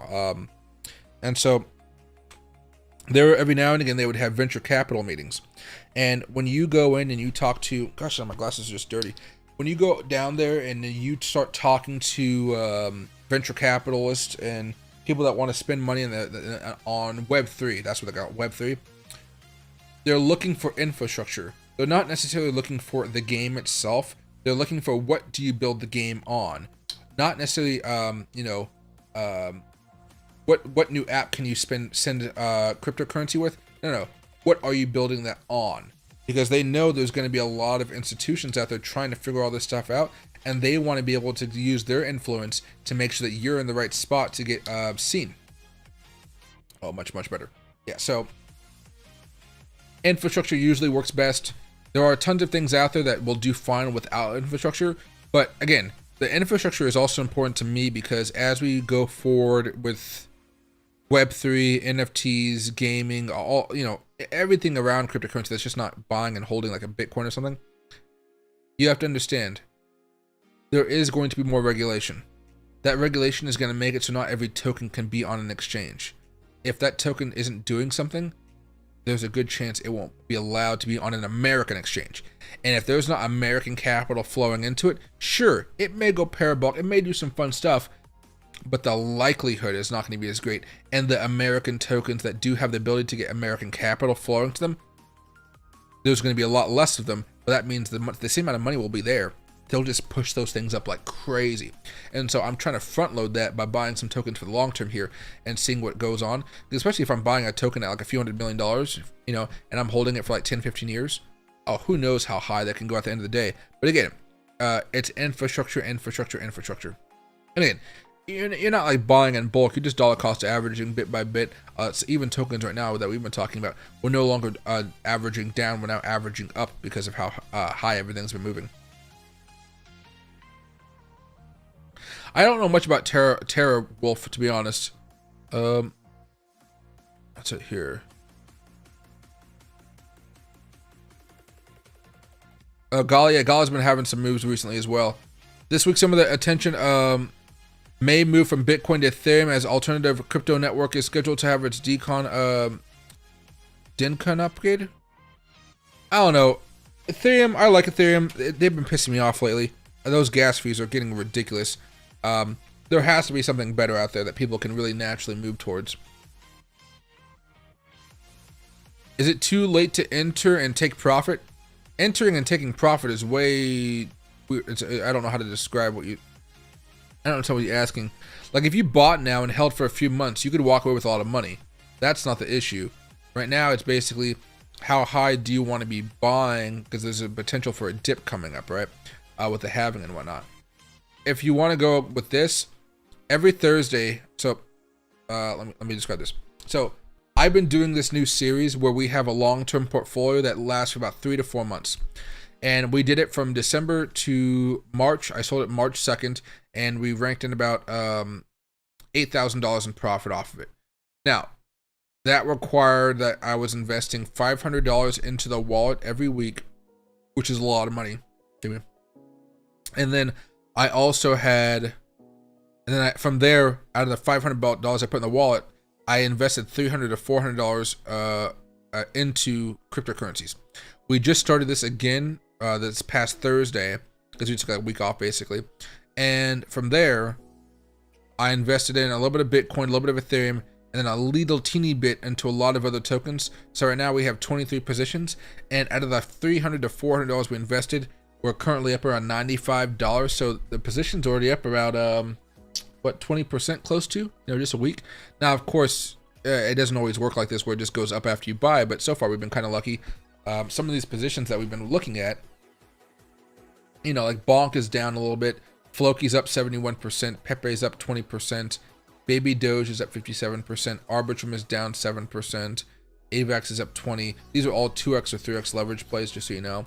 AVAX is up 20, Bitcoin's up 15, Seller's up 13, Ethereum's up 17, File's up 20, Hot's down, Cos is down. The ones that are making me the most money right now seem to be RLC, SLP, Sand, and Reef. I don't even know much about Reef token, to be honest, but I've been trading it for so long. Yeah, the market cap is 74 million, 75 million.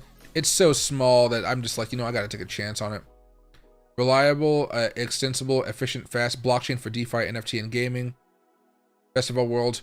Reef chain integrates the best aspects of most commonly used blockchains while maintaining full smart contract capability. There's like a little reef there. See, like a reef, haha. But yeah, build on Reef so far. Again, where do you build? Build. Those are the best ones out there. But yeah, let me hop out of here very fast. And so if you're looking to do some dollar cost averaging, we literally do this every Thursday. Now today's Monday, and I'm kind of out of it today because I'm tired. But Thursday, I'll be adding in more tokens and doubling down into a few other ones here.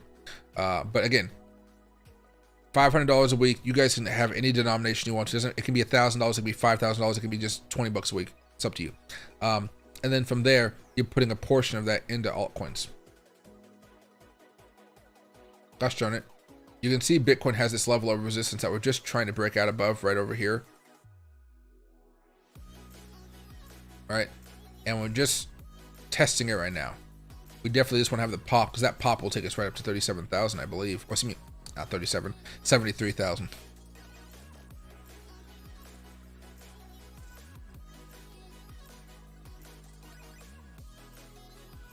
It's going to lower the fees dramatically. They said that last time. You know, they said it last time for the upgrade, and I don't know.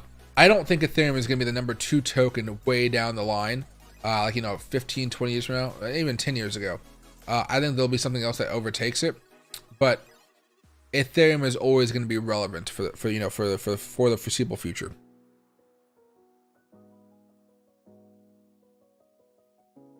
Why do you personally use cross leverage and not isolated? So cross leverage is easier for me because I have more capital on the side. So you can do cross or you can do isolated. Normally I do a lot of day trading. So I don't like to have isolated trades during day trading, because if I use a high leverage, it'll get liquidated very, very quickly. So if I do a 50x leverage play with isolated trade, it can be liquidated in like about a minute to 2 minutes if something is very, very volatile. Cross, however, what it allows me to do is, this is why I put 500 bucks in and I only invest about $400 or $300 of it. As prices go down and potentially you start to lose money with a long-term trade, because they don't always go up, it allows the rest of your position to cover the margin. So your position, in theory, if you're day trading or swing trading or even just doing some longer term trading, if your position goes down 100% or more, right, you still have capital to keep the trade open. I don't want to be liquidated. I want the trade to be open, so that's why I keep cross on. Hey James, I wish we were at 37,000. I know. I know a lot of people would be loving to buy in right now. Sailor says there is no second best. There's going to be, people are always going to be looking for something to buy. What Michael Saylor loves about Bitcoin is basically how, you know, it's a good store of value. They're not going to be printing a whole bunch, you know. It's not like inflationary like everything else.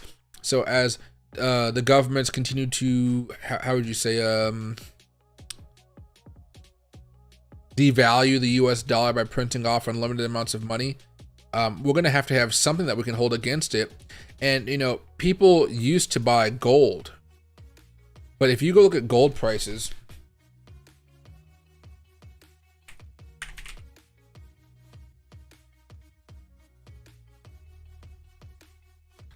this is the monthly chart for gold. I mean, we finally started to do something. I mean, finally. But, you know, this is 2011 over here. We were just at 2011 prices back in 2023 in October. You know what I mean? Like, it hasn't been the best hedge, and you know the value of the dollar has gone down a lot more than what you're seeing here for the gold market. So gold typically just has not been it. We had a long consolidation from the 80s and we broke out in the early 2000s. But right now, maybe we're breaking out again. But even still, Bitcoin is such a better place. I don't even think I want to own gold right now. Maybe some physical gold. But I just, like, Bitcoin has just been outperforming it like crazy. Like, just pure outperformance. Then, of course, you can go over to like the hourly chart. Go to auto. You can see all of a sudden, boom. But as long as the government's going to be printing off tons and tons of money, I don't really have an incentive to own much gold here, because Bitcoin seems to be outpacing it. And I you know, both are fine. But if we had 2 years of heavy inflation and the value of the dollar was going down because we just kept on printing money, and gold went sideways throughout all that, not even up at all, something to me feels very, very off when I think about that. Let's see over here. Cause like, what's the current debt? How much debt are we in USA?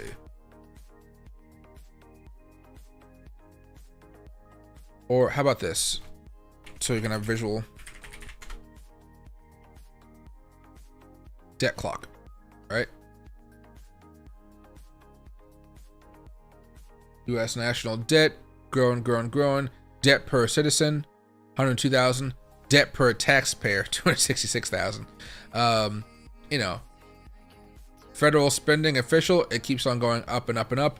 Federal budget deficit keeps on going up and up and up. I don't know. Yeah. Medicare is getting more expensive. Social Security is getting more expensive. Defense is getting very, very expensive. Interest on debt. I mean, we're almost spending as much money on debt as we are on war. Like, not even war, just defense. That's half of Social Security and half of Medicaid, pretty much. Or a little bit less than half of Medicaid. You know what I mean? Like, when you put this into perspective of how bad this can be whenever this system blows up, you want to have something other than the dollar, right? We're still going to be spending the dollar, but if the dollar crashes and Bitcoin goes to like $1 million to $1, you know, at least you'll still have enough dollars to go out there and spend money. And you know, you can also, if you hold Bitcoin, you can transfer that Bitcoin to any address, and you'll be able to sell that Bitcoin for not US dollars if you don't want them. You can sell it for any currency that you want to.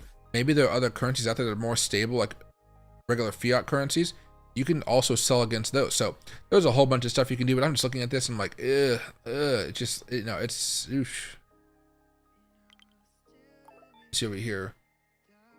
Worker compensation's going up. That's good to see. Revenue's going up. Tax revenue's going up. But we just can't stop spending. Like, if we could actually see, look at the dollar supply. My God. Dollar to gold ratio now is $0 per ounce. $0 per ounce. $0 per ounce to silver as well. I mean, that's insane.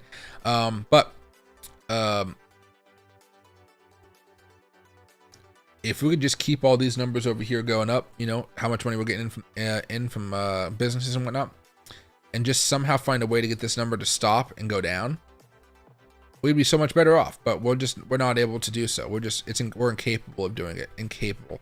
Oh, and that Bitcoin takes a little bit of a move down here.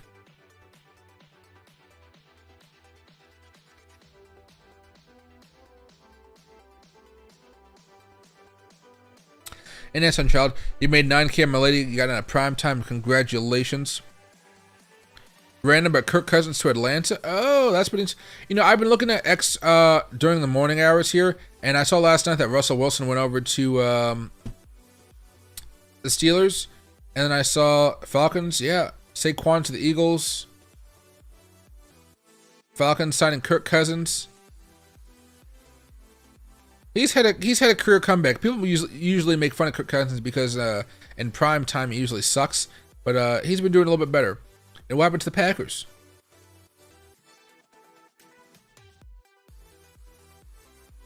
Josh Jacobs? Oh, that's a running back. Is that all? Jones back. Jacobs signed. Glut on the phones.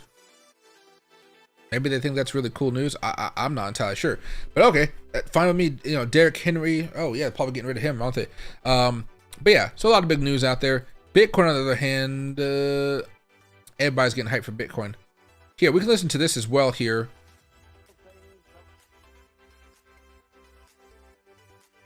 There we go. Oh, I gotta actually turn down the music level here. Pause the music. Raise the audio. And there we go. Well, it's taken its own life. You know, I do little things sometimes just a little bit for fun, and you know, make money with it, but I have fun with it too. You mean you bought Bitcoin? No. But I sometimes will let people see. But he doesn't buy Bitcoin. I'd prefer if he said I own Bitcoin and I want to have some. But he still goes back to that thing where the dollar is king type of thing. People pay through Bitcoin, or will let people get involved in a new. You know, if you think of it, it's an additional form of currency. And I used to say, you know, I want one currency. I want the dollar. I don't want people leaving the dollar. And I feel that way. But I will tell you, it has taken on a life. I did a thing that people smile at, but it was wild. We did 1,000 sneakers, so limited edition sneaker run.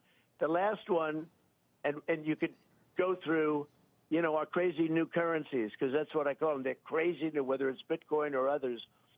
And so many people were buying these things, and ultimately, the last pair of sneakers sold for approximately, I hear, $450,000. It was a limited edition, a run. They were gold. They were, nice, cute. And we. Okay, they talk about sneakers for a while, but towards the end. Because it involves massive amounts of money.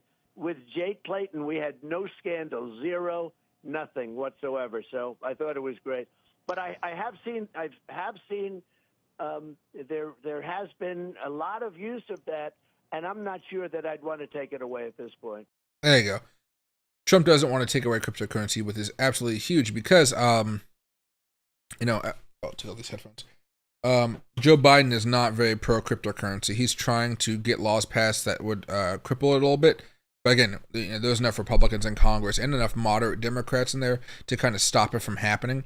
But it's nice that we have at least a couple people, like I think JFK, that's the other guy running, and then Trump. They both don't want to mess with cryptocurrency. Looks like Trump doesn't want to necessarily push it forward, but JFK wants to push it forward and have more use cases and things like that. I think they're all in favor of the technology, though. Let me go over here very fast. There you go. I put up a 24/7 stream on X, basically. So if you guys wanted to watch it over here, you guys can. I don't know how it's going to work, but I'm going to be streaming there for a while to see how it works out. Bitcoin 17 in front of the dealership again. This time I'm out to buy this exact Bugatti. Shout out to the haters. Y'all just jealous. What do you call? Oh, I don't know.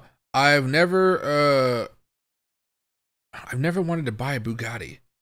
But I know they're in music and stuff like that, and rap albums and stuff like that. Just never wanted a Bugatti. I don't even want to drive. I want a driver. Like, when I see people getting all these new cars and stuff like that, I'm like, can I hire a full-time driver for that? And the answer is like, yeah. So like, if I ever want to have if I ever like want to get like ultimate rich, and I want to spend like a budget of like a good amount of money per year, I'll just hire some service that gives me drives on demand in some type of fancy dancy SUV, so I don't have to drive, and they will wait for me while I'm going about my daily things, and then when I want to go back home, they'll drop me off. That seems so much better to me than actually going about. But that's just me.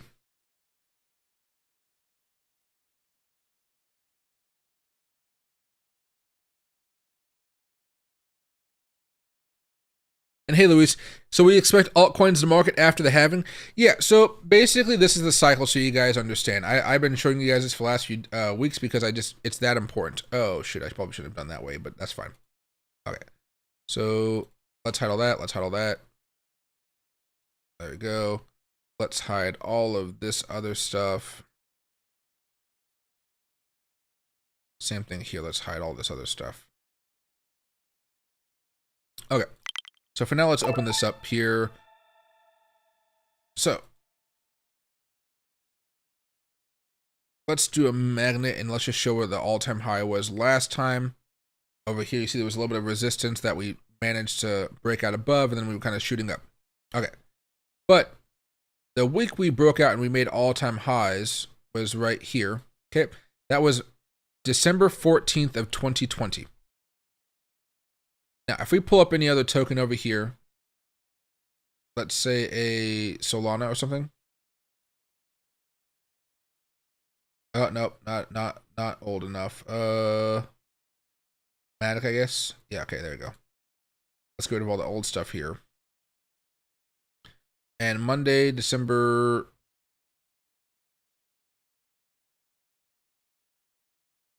14th. There we go. Okay. So this is Matic. We'll do a couple of examples here. You'll see how the bull run was just getting kicked off because we made new all-time highs with Bitcoin, and then Bitcoin proceeded to go up higher and higher and higher. We're still here for the most part with a lot of different tokens out there. So as Bitcoin goes up and more and more and more, you should see the tokens do the same thing. So after this point, where we are now in the cycle, last time, we don't know if this time's going to be different, but last time, Matic rallied up an additional, 1,500% from this point on. Now, Matic right now has a larger market cap, so it's not as likely, but if you go over somewhere like a, trying to find newer tokens that have been around for a few years that are still relevant. Mana, maybe? 20, no. Link. Should be one. Yeah, okay, yeah. Different date though.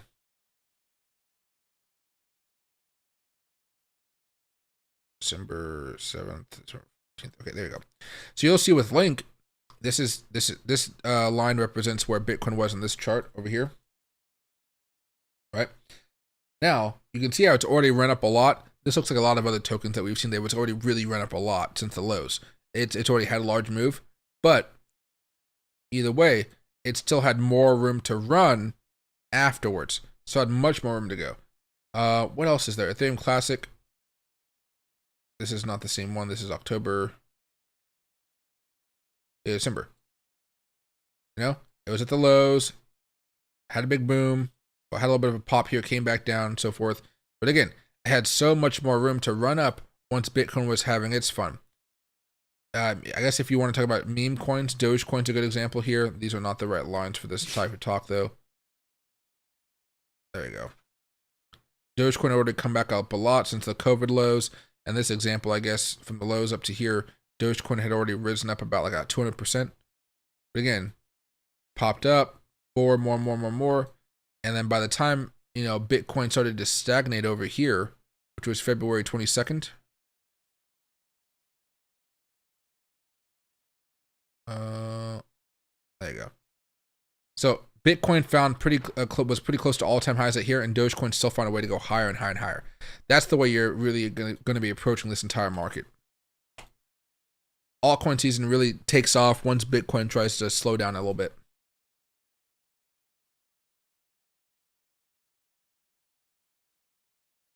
There you go. Kirk Cousins is a meme in real life. Hey, dude, the meme is making millions of dollars. You know what I mean? If he found a way to make money by being a joke, let him do it. Let him do it. Yeah, no, he's always happy to help you out. It's just, you got to remember, like, we don't know exactly how high Bitcoin is going to be going this cycle. We know it's going to probably be going above $100,000 at least. But once it kind of figures out this top, it usually just stays sideways for about a month, sometimes 2 months. During that sideways performance is where altcoins are going up. Think of how, hey boy, think of how over the last few weeks and months with Bitcoin, every time Bitcoin's been going sideways for a couple of weeks, altcoins have been going absolutely parabolic. Same type of thing is going to be happening there. And of course, everything will move up with Bitcoin, but, you know, altcoins are going to be going pretty wild here. We just got to wait. Oh, my microphone's cutting out a little bit. Oh, it's probably because I'm not talking so far into it. Or I'm talking so loud that I'm actually spiking it up. No, it should be okay. All right, sorry about that little Doge was able to reach almost $1 last run. Will hit $1 this year. I would anticipate it does, but we still need to have Elon Musk popping this up. If I do say so myself. I don't know if that was the right thing to say, but you know what I mean. I think we're gonna need to have a little bit more hype, a little bit more pump. Dogecoin's doing fine so far. It took a long time to have the last move, and it should be back up above 20 cents here sometime in the next week or so. You know, it's kind of been just consolidating, being very, very boring. We're looking for a smaller breakout to happen pretty soon that can take us up to above 20 cents soon. But we need to see Bitcoin probably continue this move up if we want to see Dogecoin try to pop. Dogecoin has a really bad habit of breaking out as Bitcoin's trying to go down. So it does pump up, but then it comes crushing all the way back down because Bitcoin itself is going down at the same time. Doge will go crazy. Yeah. Lower market cap meme tokens will go up even more than Dogecoin because Dogecoin does have a very high market cap. So right now, Shib and Doge, those ones have very high market caps. They will go up, of course, but if you want something to go parabolic, you have to start looking for those market caps that are still under $1 billion at this point in time. Heck, even before Dogecoin took off, what was its market cap actually? You know, Dogecoin's a special case here. There's not really another token like it, you know, historically. So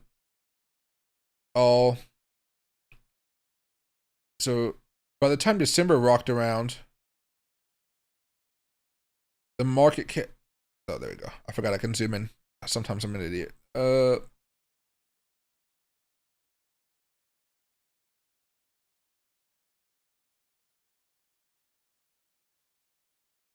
21.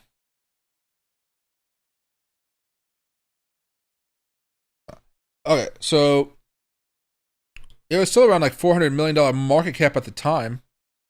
Is that what we're looking at? Or was it 12? Hold on.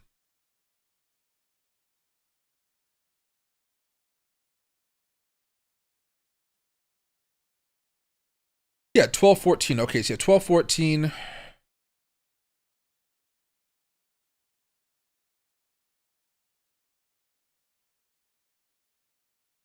So around that point, Dogecoin was still at $435 million market cap. Now, of course, everything is a lot higher, you know. But if you're talking about that same type of parabolic move, at this point, you're still looking for something that hasn't really moved up, like really above maybe $500 to $1 billion market cap. So for that case, you might go back over here to meme tokens.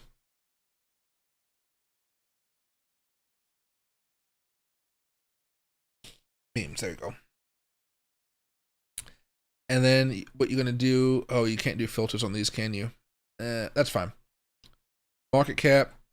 And so you're looking at stuff like a baby Dogecoin or a meme or a Cock Inu or a MAGA or a Miro. I'm putting my bet on Miro right now.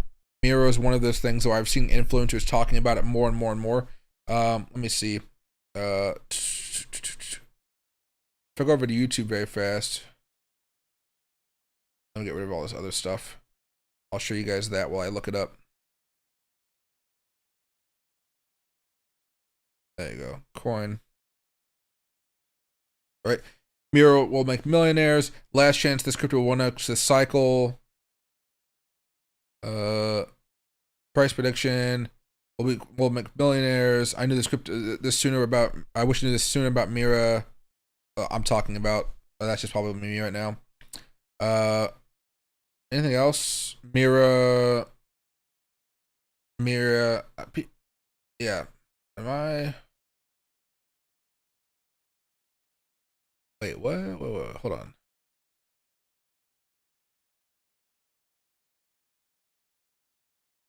I'm not even sure.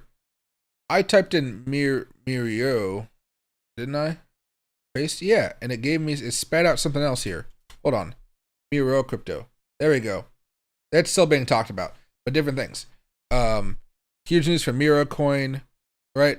So maybe I'll make a video about this as well. But I'm not going to be doing technical. I'm going to literally be saying, hey, a whole bunch of influencers are about to pump this shit up. So, you know, go for it if you want to. But there you go. There's definitely people talking about it. Miro to zero. Miro is a scam token offering no value, honest review. Bitcoin. Oh, he's a Bitcoin guy. But what do you call, you know, road, new all-time high incoming. You know, people are talking about it. We'll see how it works out. Honestly, we'll see how it works out.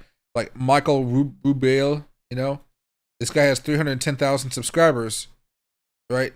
Flokus next Shiba Inu, Bonk.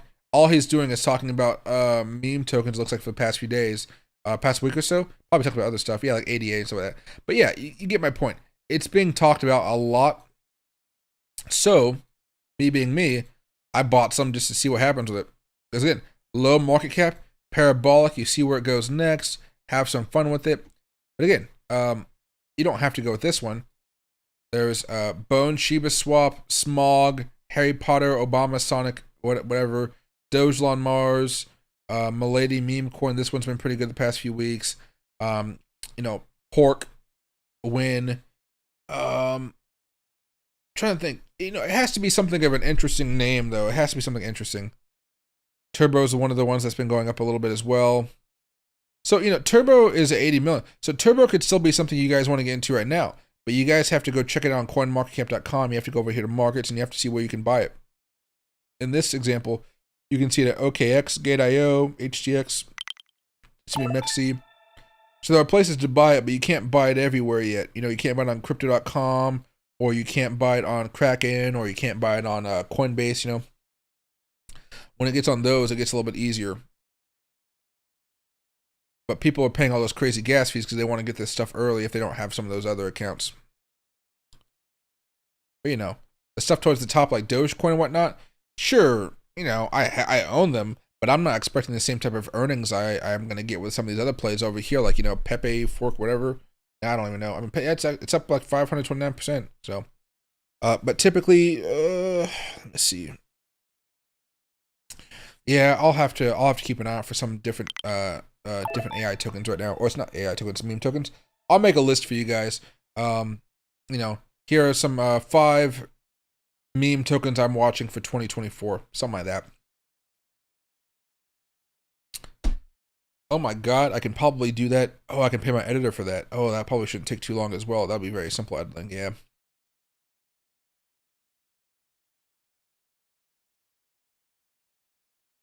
See. Yep, milady, Miro. Yeah. Award for being individual. What do you call Elon back with those shit coins only Doge? What do you call Elon? He should tweet more about Dogecoin. I'm anticipating as we get closer and closer. But it's once it becomes more of a topic on X. Because if you guys go over here to Elon Musk's Twitter account, he does tweet some Dogecoin guy every now and again. I just forget his name. Explore notifications. Okay, so we got X. It's like Dogecoin designer, I think that's the name. Let me just scroll down for a second.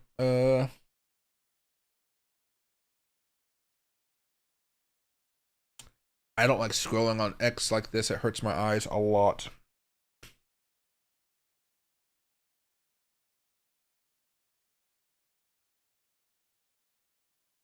There it is. Right? Doge designer. So, graphic designer Dogecoin and My Doge Inc. X creator. Right? So, he retweets him quite a bit. During the last couple months, I've gained friends and memories I will cherish forever. From witnessing Starships made launch to meeting with our Techno King, I'll be forever grateful for the confidence Elon distills and kindly you are talented, whatever. So yeah, right, stuff, pictures, Elon Musk and so forth. You know, if flying was a sport, right? So he's pretty much in Elon's corner, and so I do think eventually they are going to get something done. So. You know, it's really good news for Dogecoin. But yeah, it's basically you got to wait for that type of news to come out. Do you think the Mexi token could perform like BNB?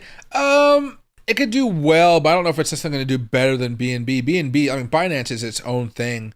But I mean, you know, and Binance grew as crypto grew. Right now, exchanges as a whole, like, you know, if Coinbase had a coin, maybe that thing would be going parabolic right now because of what maybe ETFs might be doing. But for the most part, you'll see them go up, but I don't know if they're going to move the same way. You know, I bought BGB token, was the BitGet token, and it ran up all the way through the bear market and the bull market was running up. And I bought it at, what, 6 cents, and right now it's like sitting at around $1. So it can definitely go up and give you some good returns, but you might want to be a little bit more mindful that, you know, sometimes they do go down if something's going they are having an issue or something. I'd buy all, you know, coins and Doge. I mean, I've seen people doing that. Just they bought like $200 worth of every single token under a $500 million market cap and just see where it goes. Because again, if you go over here, so let's just say we go into a billion. That's 1, 2, 3, 4, 5, 6, 7, 8, 9, 10, 11, 12, 13, 14, 15, 16, 17, 18, 19, 20, 21, 22, 23, 24, 25, 26, 27, 28, 29, 30. If you just bought those 30 tokens at $50 a pop or something like that, and then just put a bunch of money down, you could. And I think it would even be better because, or you could even perform better because you don't necessarily have to choose all these tokens. There's a lot of these tokens. I'm like, what the heck is that? I'm not buying that or that or that or that. You know, I'm not looking to type of that. Like, I don't want to buy Doge Killer. You know, I don't want to buy Pitbull. I don't want to buy Baby Bonk. I don't want to buy Shiba Predator. I don't want to buy Pepe Point 2. I don't want to buy Jesus Token. I don't want to buy Cat Girl. That's memeable. That's memeable right there. That Cat Girl's memeable. I'll go with that. So maybe Cat Girl. But you know, there's a lot of stuff over here I would not want to buy. So you can really focus all that money into just a few tokens. Like right now, I own meme token. I don't own any baby Dogecoin. I don't own any Cocky Inu, although this one could probably do fine. MAGA Trump token. I don't own any, but I hear people are really loving it. Miro. I own Miro. Mog. I think I own some Mog. Do I own Mog? I don't think I would. No. I don't think I was able to find this on any of my exchanges. Yeah, I wasn't able to find this on anything that I wanted to do it, that I wanted to trade it with. Oh, Bitcoin, make a move here. Please, Bitcoin, make a move. I hate this sideways action. You guys know me by now. Now, on the 50-minute chart, it doesn't look too bad, but you can see how we've stopped falling, right? We don't have these drastic drops anymore. We're just looking to have this big boom here and then pick a pop. Remember, we were talking about that 20 and 50 moving averages here. We're getting close with a 50. Looks like it's going to try to make an impact with us. How long do I wait before you buy a coin after it drops? In what situation? Like, if we're in a bull market and a coin drops, I'm buying it as it drops. Like I'm looking at everything like you know, it'll be like maybe like an hour or 2 hour period of time where the world looks like it's falling, and it's you know, I'll buy those tokens up during then. If you're trying to play this cycle and there's one large drop or you can see a drop coming, you can start to buy before the large drop happens and just start. You can kind of average down into a larger dip, if you will. But you got to remember, every time you buy, you're just holding it again for maybe a few months for the cycle to end. But if you're looking for like long-term assets where you're looking for like bear market buy-ins, you're just buying when Bitcoin's below the 150-week moving average or the 100-weekly moving average. Get MOG before listing on major exchanges, Uniswap only. Yeah, see, I'm not gonna pay for that. I hate swapping so much. If Bitcoin hits 100K in the next couple of months, do we need to consider a shortened cycle? We might need to. I will consider it, but again, I don't know if I'm going to be wrong or not because of what happened last cycle, where we came all the way back down in July. We came back down for a few months, and then in July we started to pop back up, and then we went up to the next all-time high. You know, so I don't know exactly what's going to happen here with the way this is going, but I know I'm not going to sell all of my tokens out until I'm really sure that we're entering into a bear market territory, and that comes when we have the 20-week moving average crossing below the 50-week. That's my typical sign that, okay, well, things are really going to get bad here from now on, from here on out. Like, remember weekly charts? There we go. Right? Death cross, bad times ahead. Death cross, bad times ahead. Somehow it worked perfectly with COVID. I'm surprised it did. You know, and death cross over here, bad times ahead. And of course, when you have the golden crosses, then you know, good times ahead, good times ahead, good times ahead, and you know, of course, good times ahead. But you know.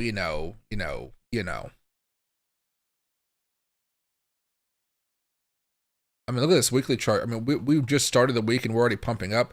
It feels like we want to just keep on going up as the week goes along here. But on the 5-minute chart, Bitcoin's just hitting a level of resistance. There's a little bit of a wall right here, and I'm just hoping we can break this wall and get it over with. Okay, back to having some oscillators. We don't need to have all of these oscillators. Let's just have the MACD open. Why is this open so much, though? Wait a second. Oh, that is not the right thing. That MACD was a little too thin with the lines. Maybe the 5 right here. There we go. Almost there. Coinbase drop, excellent buy. What do you call? I'm just happy Coinbase didn't have any issues this morning. Oh my God, can you imagine if Coinbase went down again? It would have just messed up the entire day. Any other things trending? I am still surprised that Bitcoin is not trending on X. Like, I know it's a lot of football stuff, but Social Security. What's so on Social Security?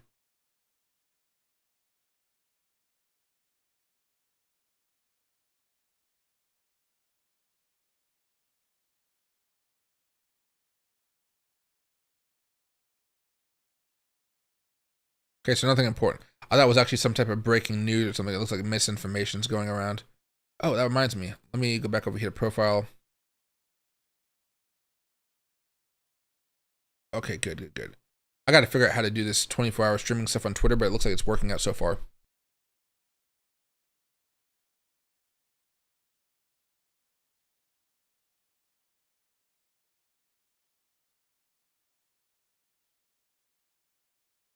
say, hey, interesting facts. If there's a project that's going to be doing a burning here, they're probably looking to hype it up and move the price up. Just be careful, because after that price usually moves up, you'll probably see that people that are pumping it up usually take some good profits.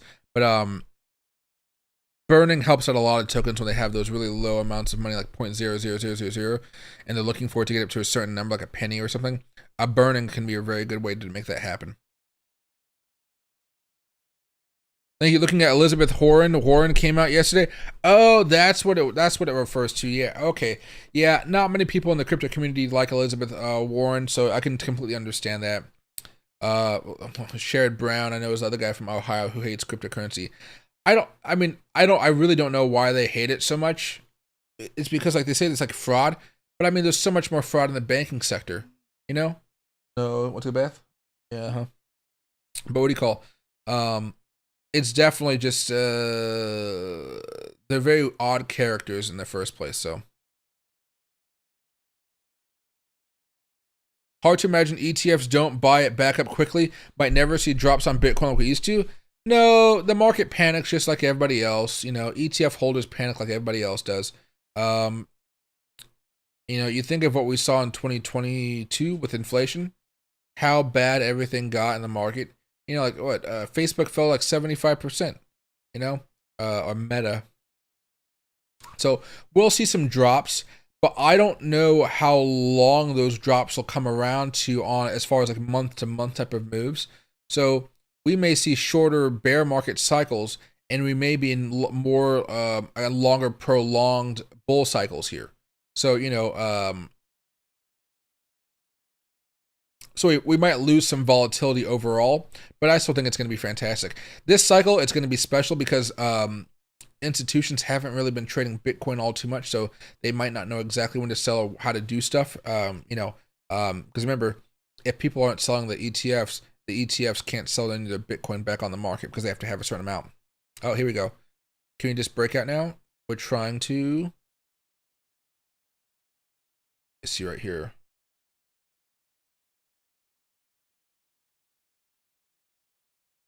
Right there, and we're gonna go. All right. Bitcoin's annoying me so much. I just wanted to see it pop right here. We're like in prime situation. We got 9 minutes left. Let's just break it out there.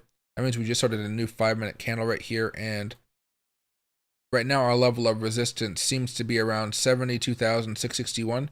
We'll put this here just as a little bit of a level to watch. This is the current goal on the 5-minute chart, though. This is $73,000, and Bitcoin can definitely go higher here. What was I gonna do though? Let me pop this open.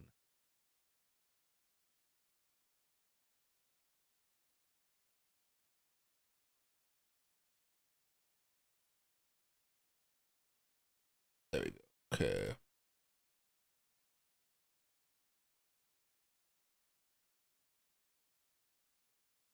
Pop this open. Okay. So I was looking for one other thing just to make sure I could see it. 15-minute chart. Bitcoin's currently trying to break out. And how are the other altcoins doing though? So Ethereum is up 4%, just like a bunch of other stuff, making some nice moves. There we go. Come on, Bitcoin. Just pop here above the resistance level. We got AMP is up 10%, Doge is up around 5%, XRP is up a whopping 22% so far today, guys. Dogecoin Mars is up a little bit here. Oh, there we go. Let's see if we can actually watch this first breakout happen. Maybe. I don't want to. There we go. Okay, now we can take off this level of resistance. Now that's gone. I don't have to worry about it again. It wasn't the big one. The big one is right up here towards 73,000. In fact, let's make this into a red line. Yeah, there we go. Showing that it's a resistance level. Gall is down 13% after a monster day yesterday. Litecoin's up 20%. Luna's up 5%. And XLM is up 13%, which is nice. AI tokens overall are coming down quite hard. All right, let's pop this back open here. So we're going to watch this happen. All right. So we are seeing a breakout right now, which is nice news. I know it doesn't look as fancy, but we are seeing a breakout. Anyway, but yeah, Doge has been trying to break up for the last few hours. I think like what, last 12 hours or so. We have that trend line up there. right? It's not going to be matched up 100% because of the time frame here, but it's trying to break out. It looks like it is breaking out. So keep an eye on Dogecoin, everybody. This could lead to a meme coin rally here pretty soon, which, of course, if you guys like meme tokens, you guys are very happy with how everything's moving.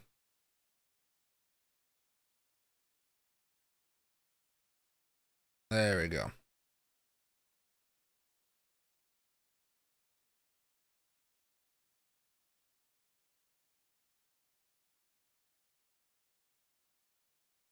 Let's see.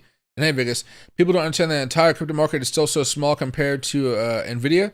Well, the crypto market's pretty massive right now, but there will be more money coming into it later on. Yeah, because remember, NVIDIA is just one stock. The market is like it's a whole market, right? But yeah, buying into crypto right now and holding for a long time will net unimaginable riches, basically, for the long term for a lot of people. You know, and we just got to be patient to wait for that. And here we go. Can we keep on moving up?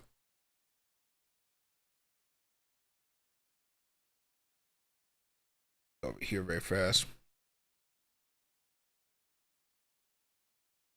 Yeah, it's still trying to surge. Smaller move for sure, but I'll take it. Because the 15 hasn't even turned bullish here on the MACD yet, let alone on the other oscillators. Or mixed out, looks like. Yeah. It's trying to have a larger move. Again, from a momentum perspective, remember how I was telling you guys about how we don't want to see the price action or the price of Bitcoin fall down below the 50 moving average on the 50-minute chart? Usually we do start to see a little bit more activity here. Now, if we're lucky, bulls will be able to push it back. If we continue to go sideways and something bad happens here, there's a good chance we dip all the way back down to 71,500. And again, oh, that's so bad, but you get my point. We'll dip down a little bit, and then we're going to have to consolidate a little bit longer to make a larger move, which could take until, like, you know, later this afternoon, basically. But it looks like Bitcoin is trying to make that move right now, so we don't have to even worry about that.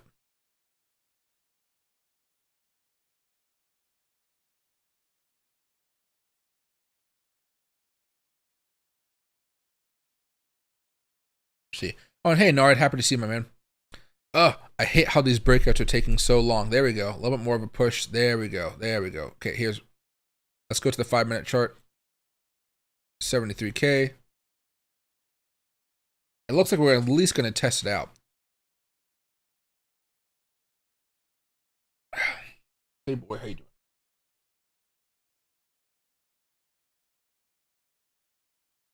All right.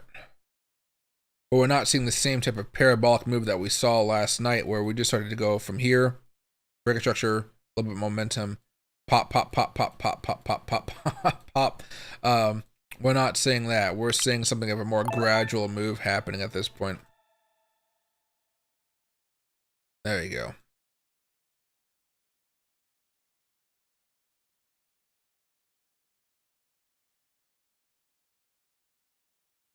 Hey, I don't know anything about the FWC project. If you tell me more about it, I might be able to see if it's like worth actually putting any money into it.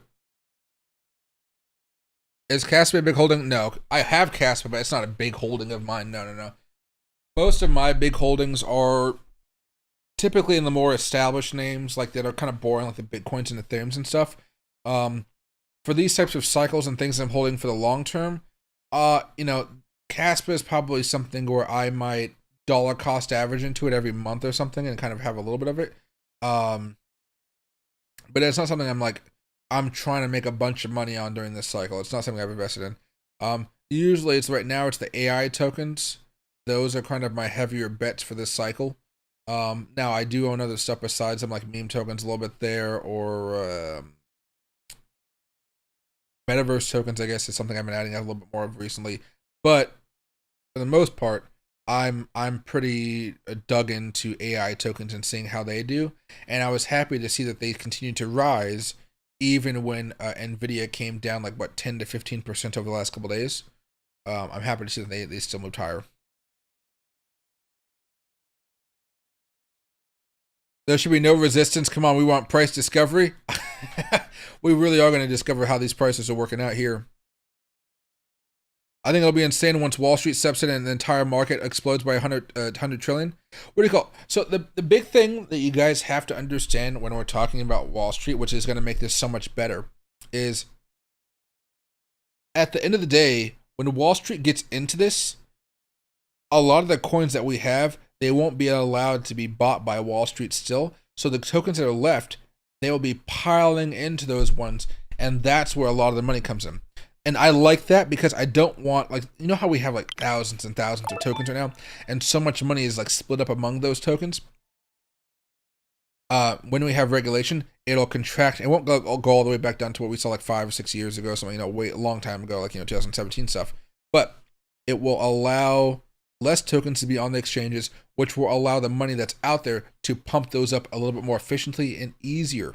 And I'm just going to be so excited. And then there will always be new tokens coming up, but they'll actually have to be able to do something. And then when they get listed, of course, in a bear market, a bull market, whatever, when they get listed, I'll be there to snap some up and see how they're doing. This is a small position, but there's a good chance to make money off of those. Same with Wall Street. They'll have their own IPOs. Let's see. And hey, Crypto Rookie, am I planning a meetup in April? I don't know if I'm going to be able to, because, so I was talking with them, the people from Opus Clip today, and it sounds like I'm going to be there for the entire time. I might have to work most of the time, and I might be hanging out with them the whole time. So I would have to do another trip sometime in, I can probably squeeze one in June. Maybe in June, I'm not entirely sure. Maybe May. Yeah, maybe May, and then June, I'm going to see a friend in Philadelphia for a while. I might also be going to New York this year for another conference expo thing. Then I know I'm going over to Panama later on this December, because December is where their rainy season kind of ends. So I don't want to be caught in the rainy season. Although I do like rain quite a bit, of course, living in Washington. But it'd probably be like, end of spring, beginning of summer, because I don't think I have any time while I'm there. Like when I was listening to the call, they're like, "Oh yeah, we're gonna get to the hotels. We're gonna go out and eat together, drink together, gamble together." And I was like, "Oh, that means that's all the free time I had was gonna go do that stuff." So I don't think I'll have time for a meetup, but definitely I'll try to schedule one in June or something like that, and then just hang out, have some good times, grab some beers. Maybe hit up a lounge or something. Could be a cigar lounge, or it could just be like a place with a view,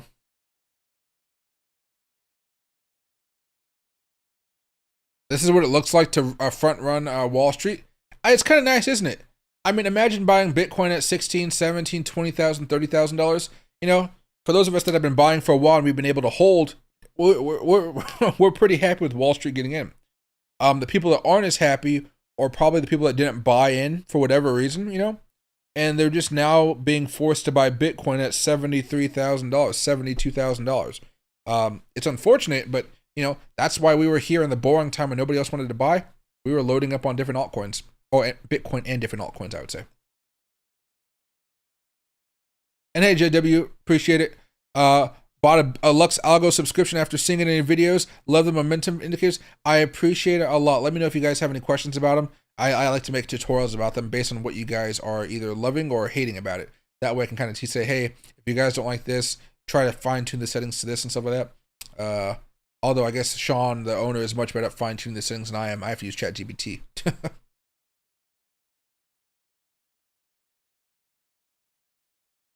I seen somebody said the Ethereum ETF would have a dividend because of staking. I think that'd be a good thing if true. That'd be absolutely crazy if true. Now I don't know if it's going to happen or not, but that would make me actually prefer the Ethereum ETF to Bitcoin. I think that's one of the reasons that God damn, what's going on in my eyes? I have okay, there was a piece of dog hair. But the dog hair was embedded in the glasses, so it was like stuck in the glasses. That's what was freaking me out. I'll go here real fast.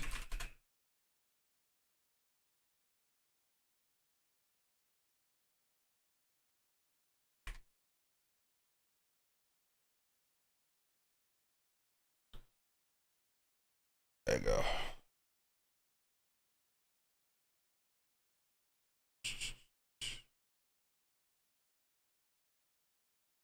Okay, whatever. I'm not going to worry about ads. But yeah, I do think I was going to show you MicroStrategy, how much it's gone up, but MicroStrategy, they've been talking about doing something similar for them because of the way their accounts grow grow at a faster rate than Bitcoin. So it's almost like you're getting your own dividend without the actual dividend coming out. And Bitcoin's still going up here, guys. We're trying to make this next surge, and we're trying to let's go. Let's see. I mean, it's buyers are just here trying to get us to go up here.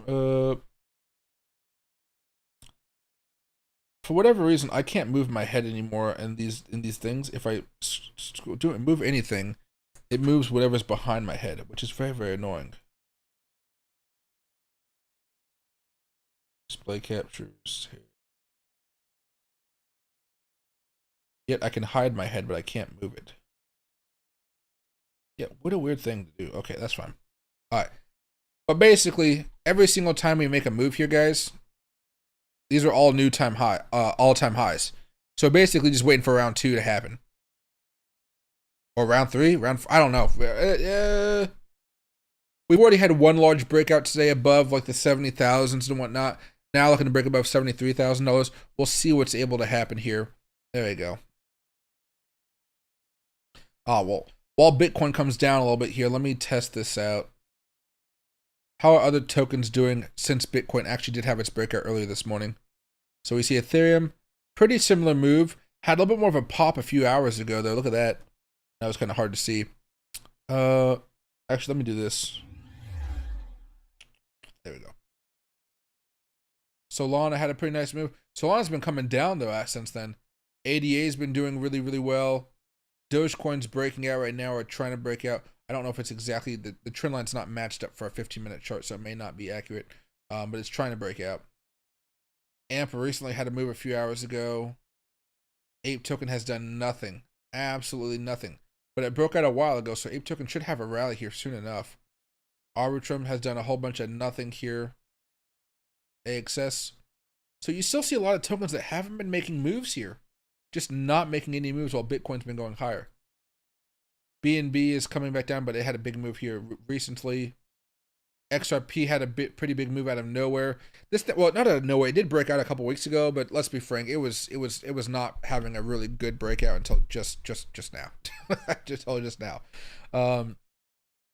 Bitcoin Cash came back up a little bit, but still not as high as it once was, but still pretty good spot. Bonk is still coming down. Chili's is up a teeny bit. AVAX is up quite a bit. Yeah, AVAX is up nicely. Doge on Mars is still doing fine. DOT is doing pretty well, breaking above Fibonacci level, trying to retest and move up higher. EOS hitting a level of resistance.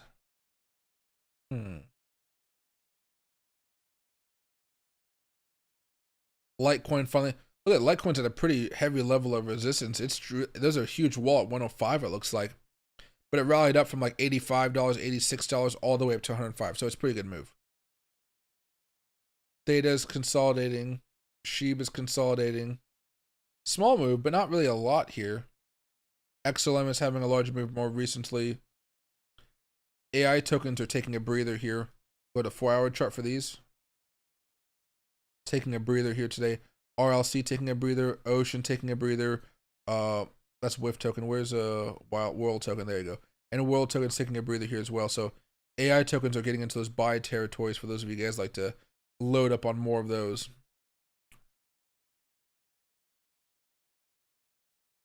There you go. We still got to wait for the momentum on the MACD to kind of carry it on here. I've been trying to watch this stuff slowly, and I'm seeing that the RSI is negative right now. The stochastic is positive right now, and the MACD is negative. Until the MACD turns positive, we may find it a little bit more challenging to break out. I mean, it's pretty much going to take like, what, 15, 20 minutes, something like that. Not a long time, but, you know, we don't want to take too long here. We just want to see Bitcoin go up to another batch of all-time highs.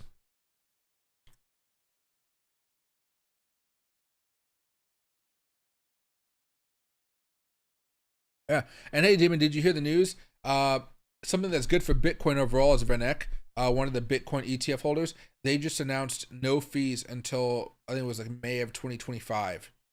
So that will encourage more and more people to go into those ETFs, and hopefully they'll be able to make a good amount of profit off of it. Because the only one that has incredibly expensive fees is Grayscale. Grayscale has a 1.5% fee. Everyone else, except for Vanek, that now has 0. Everyone else has like 0.25. So Grayscale, for whatever reason, just doesn't understand that, you need to have supply and demand, Hey, what's the matter, boy? I don't have any treats for you right now. I don't know what I did with your treats. I really don't know what I did with treats. Did I put them over here? Nope. Looking for Loki snacks, but I really don't know what I did with them. I have no idea. Nope. I'll get you snacks though when we go outside in a little bit. There we are. Okay. But yeah, I feel bad. I don't know where I put my dog snacks at. Salmon. Yeah, I really don't know. Oh, that's fine. I own file token, yes. And the short term, we need a retracement. Oh, hey, Paula, AVAX. AVAX has been doing pretty well. What's right here? Oh, my dog has the hiccups now. Let's see. What was right there? The more this fires upward, the bigger the pullback is going to be, though. Yeah, but again, if we have a 20 to 30% pullback at like 80,000, it's not going to be nearly as bad as like a 15% pullback as far as now, right? I want to. Well, that's my perspective of wanting to have a larger pullback. I like having larger pullbacks because I like to see myself being able to buy more crypto. But again, you go back over to the last time we broke. Oh, this is going to be hard. How about we do this?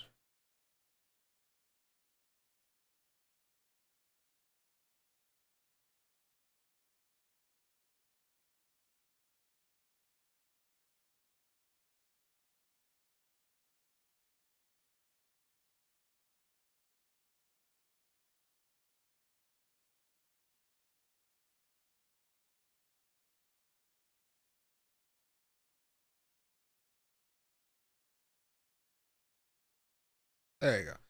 Now I can go to the 15-minute chart, and we can kind of go look at historically what happened when we did break out above all-time highs last time, right? Now, we tested some stuff over here. Maybe I messed up on the mark a little bit, but basically, we broke out. Let me see if I can make this.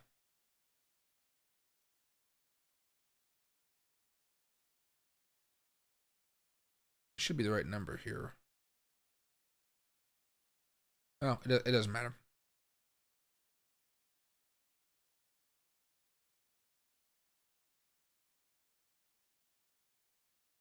All right. But pretty much afterwards, we had this pump, right? And eventually we did have a larger move down. This move down was about 2%, so actually not that bad. Let's keep on going up a little bit, keep on going up. Here we go. Here's this flush. So this one, now this was a half an hour flush. This happened within a half an hour. From the high to the low, Bitcoin went down about 8-9%. After that, we consolidated for a while. We did a flag, and then we broke out of the flag. Oh, well, this no. It was a false break out of a flag. Oh, wait. No, we were still fine. Odd trading going on right here. Another pullback right here. Ooh, the FedEx truck has arrived. This pullback was about 9%. Here's another one. This pullback was about 9%. And now we're getting up to where Bitcoin was at $30,000 and plus. This pullback was 9%. Depending on how you want to see some of these pullbacks, though, this pullback from the high to the low was 20%. That's pretty crazy. Smaller ones over here, right? 9%. Then we have this large one right here, 28%. And of course oh, this was the flag I was thinking about, the flag that goes up, yeah. Goes higher, 57,000, 59,000, goes higher again, and so forth. But I edited some of that stuff out.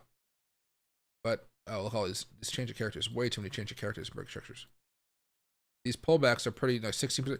They are pretty large. But again, you know, you buy them up and you're pretty happy with the results. It's just like, what, within a week you're happy with the results again? All right, let's get out of this. There you go. Okay, that was too much stuff to look at for my eyes to see.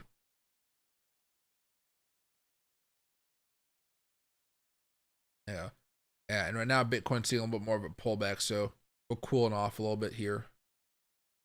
MACD still not making that reversal.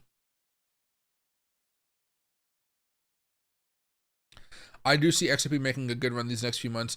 It'll probably take a dip here fairly soon, so you know it can kind of consolidate again. But yeah, as long as Bitcoin's hitting like the all-time highs and stuff, XRP will be doing some really good moves. Hey Paula, I ate Loki snacks. Nervous eating. Sorry. What do you call it? There were some really high quality salmon ones. I'm not entirely sure if he ate them. I don't know if he stole them or not.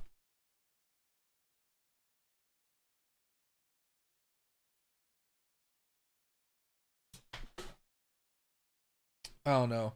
I'm going to order Chinese food for lunch here, so he can snag a piece of chicken. But besides that, he has kibble upstairs. And, oh, he has chicken jerky, so he has other treats out there, I guess.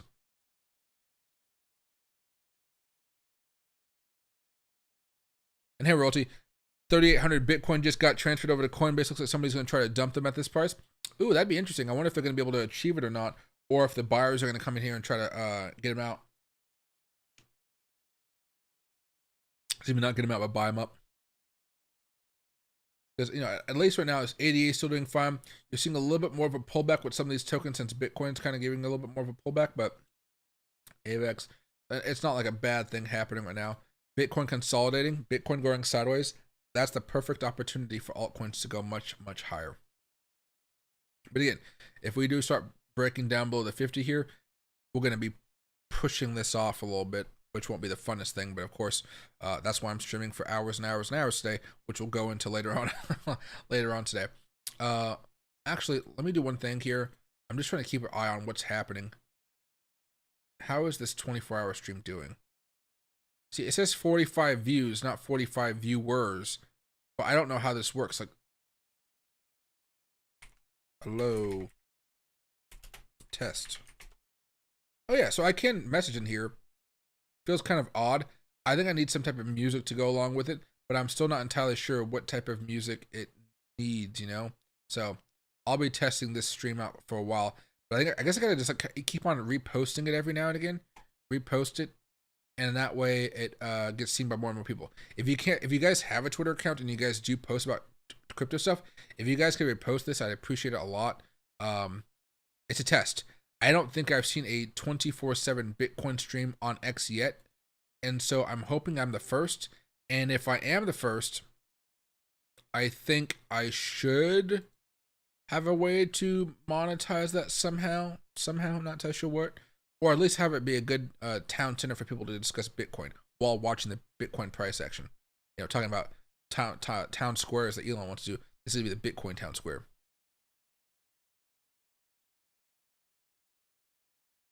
On pullbacks, do you sell high before the pullback or during the pullback when you then buy back in at a lower price, or do you allow your position to drop the entire pullback? There's like 3 ways you could do it. The first way is to not sell anything. That's the safest way. That is the safest way because you don't have an issue of selling high and it dips, and then maybe you don't have time to dip because you don't have time to buy the dip because maybe you're sleeping or something, and by the time you wake up, it's already above the price. So you have to buy in at a higher price, and you have to be less crypto than before. That's the downside of it, but it's safe because overall you just know it's going to keep on moving higher and higher. So safest way is to not do anything, just kind of buy on the dip, right? Or how is this? There's a few different ways, geez. You can not sell and then buy the dip, or you can just not sell at all and don't buy the dip. That's also another way to go. I don't sell and I buy the dip. The other way to go about it is you sell towards the top. You're not going to be at the very top, but you sell at the top when things are looking pretty bad, or things are starting to tip over a little bit, and then you buy the dip again, and you have much more crypto, and then you're able to make it off. You're not going to be selling at the very top. You're not going to be buying at the very bottom. But you're just going to have a better average after everything is said and done. So you own more tokens there. Now, the other way to go about it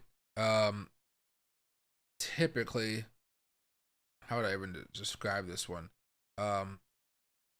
As the price goes up, you're going to scale out of positions. All of the money that you've been scaling out, you will reapply it when you buy the dip. So you've been scaling out, not when you think something bad is about to happen, but you're just naturally scaling out. You keep that money kind of huddled in, or in a safe spot, and then you reapply it on a larger dip. And then again, as the market continues to go up, you will also be scaling out as the market goes up even higher. The next dump, again, you'll take some of that money, you reapply it in there, and so forth. And of course, you don't have to reapply all of the money. If you want to lock in profits, you can also just like say, hey, this 50% of all the money I'm taking in profits here, I'll move over here. The rest I'll be waiting for a dip so I can still own and be part of the market with a hefty amount of capital still invested.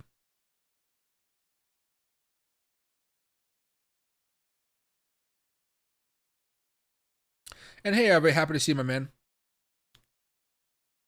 Was 3 a.m. when I saw the pump. What do you call? I was up a little bit when I was looking at the pump, but I was like, I'm too tired to go live streaming. Because after I'm done streaming for this stream today, because I'm going to be obviously breaking this up into a couple of streams here today, I'm going to go find Loki's treats wherever they are. I'm going to give him a treat. I'm going to go order some Chinese food. And then from there, I am going to take a look outside to play. No, I'll take him outside to play first, then get the Chinese food. And then I'm literally just going to fall asleep. Whenever I wake up, I will wash my face, you know, because I drool sometimes. And then what do you call, I'll make sure I message anybody I need to message for the day, that type of stuff. And then I'll go live for a good chunk of the night. So we'll probably be going live maybe around 7 o'clock, 8 o'clock, 9 o'clock. I'm not entirely sure. It's when I wake up. And then from there, we'll be going probably until like another 2 o'clock or 3 a.m. type of thing. Maybe 1 o'clock. I'm not entirely sure. But, you know, if things are rocking and rolling, I'll be live for quite a bit of time tonight. Because it was nice to see that the move happened before market opened. Because it did technically happen Monday, but still before market opened. Because the last few Mondays, as far as Bitcoin's been concerned, my oh my, have they just been really wonderful days for us. So this was a Monday right here. Let me see if we can find something. Of course, Monday. They need to have it where I can do like a favorite type of thing. Recently used. Okay, there you go. This was a Monday.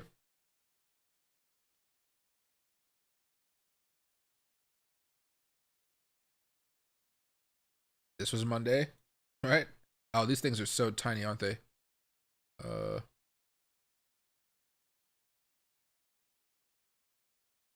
Let's see. Was this Monday? That's Sunday. Monday. Okay, Monday was right here, yeah. So this was a Monday. That was a Monday. This was a Monday. There was a Monday over here that nothing happened. There was a Monday right there. Nothing happened. This was a Monday right here that had a pop. Yeah, it was Monday. And this Monday right here, nothing happened. This Monday right here, nothing happened. So, well, I guess more recently, since the Bitcoin ETF, we have seen Mondays be a pretty good force here. And maybe that's just because of what's been going on with the ETFs and them buying up a lot of stuff on Mondays and trying to play catch up. Because there's a whole bunch of orders that get placed, you know, over the weekend that are good to go. And as soon as the market opens up, they're just ready to strike. There we are.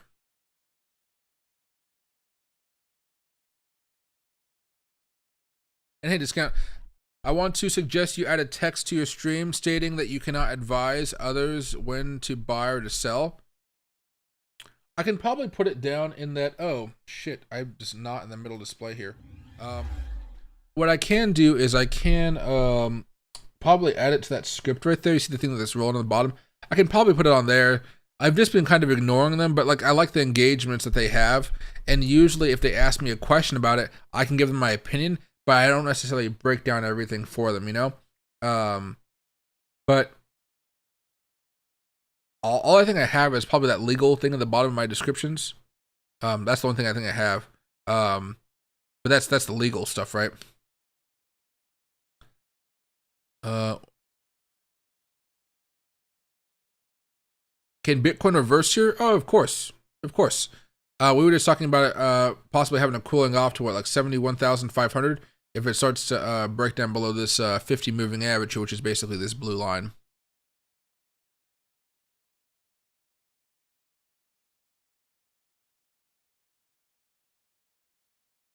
Hey, this guy, yeah, it is pretty much all legal standpoint, because that's why I like. I was like, you know, that's why I have to have that disclaimer down the bottom, because you know, if you talk to a lawyer, any crypto person has it.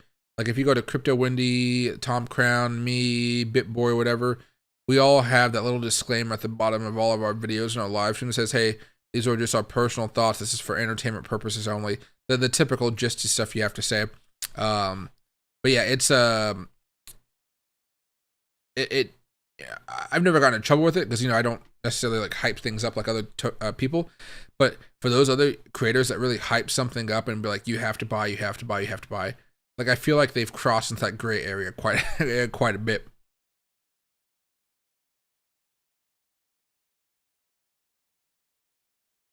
The money, yeah, no. I mean, even the not just me, but even the other finance people have to do, like the finance gurus, like Graham Stephan or Meet Kevin. You know, they all have it too, even if they're not talking about cryptocurrency. It's if you're talking about money in general, you just have to have it. And it's like the, you know, most cases that get brought across to YouTubers, which there are rarely any.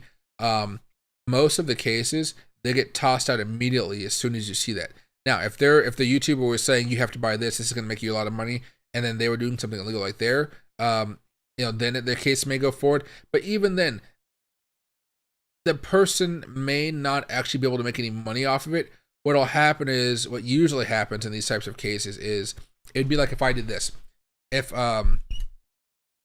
it would be like if I told you guys to buy a meme coin that had maybe a $5 to $100 million market cap, but a few months ago I had already loaded up on this, like, and I spent like $1 million buying up as much of this stuff as I can, and I go out to my audiences and I start promoting it all over the place, and then all of you guys start buying into it, and it soars up like 50 to 60%. But while it's soaring up 56%, I'm selling off like every day tons and tons as I get more people to buy. I'm selling off all of my tokens to you guys, and then once I'm done selling, you know, I stop pumping it, I stop talking about it, and boom, it kind of crashes back down. That's where the government comes involved, and that's where you saw what happened, not in the crypto community, but in the stock market community. Atlas Trading. Remember, guys, Atlas Trading on Discord? Let me see if I can find them out here very fast.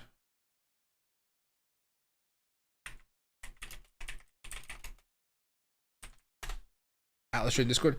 Yeah. 8 Twitter finance gurus charged with criminal pump and dump schemes. I knew these people.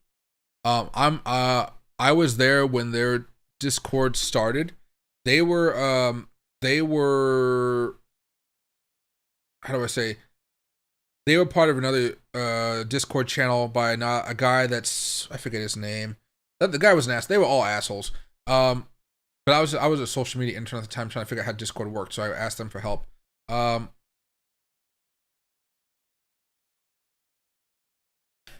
Newell Trading. Cameraman, yeah. So he hasn't posted in like a year, so I think he's pretty much given up on YouTube.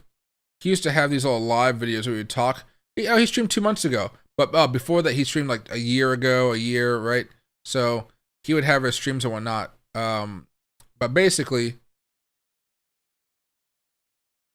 these guys split from him and his Discord channel.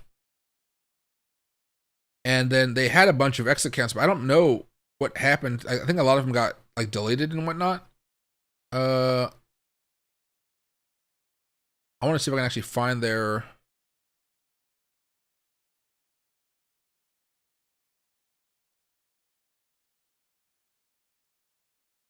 Yeah, Zach Morris. Let's see.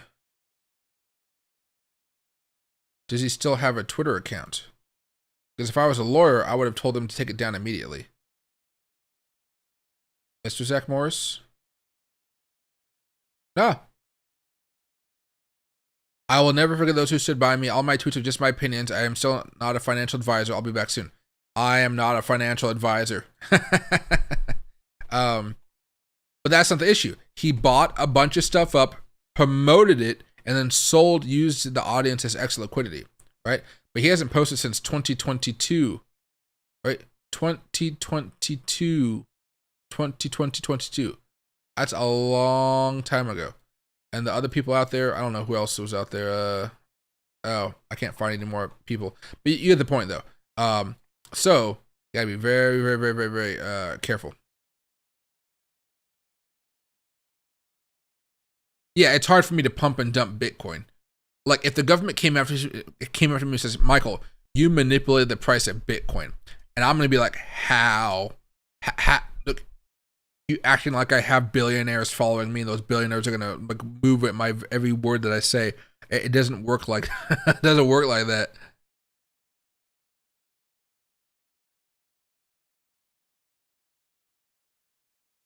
Let's see.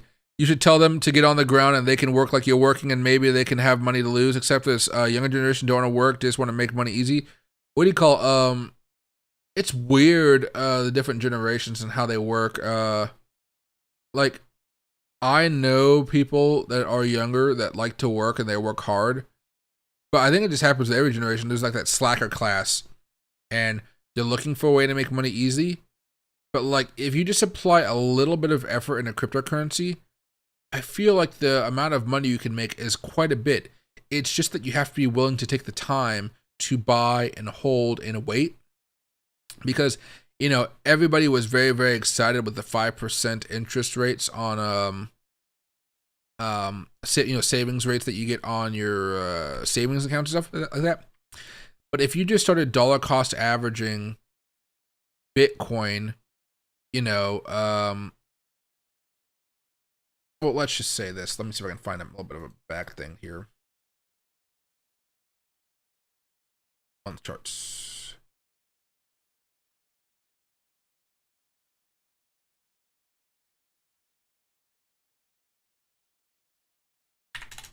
There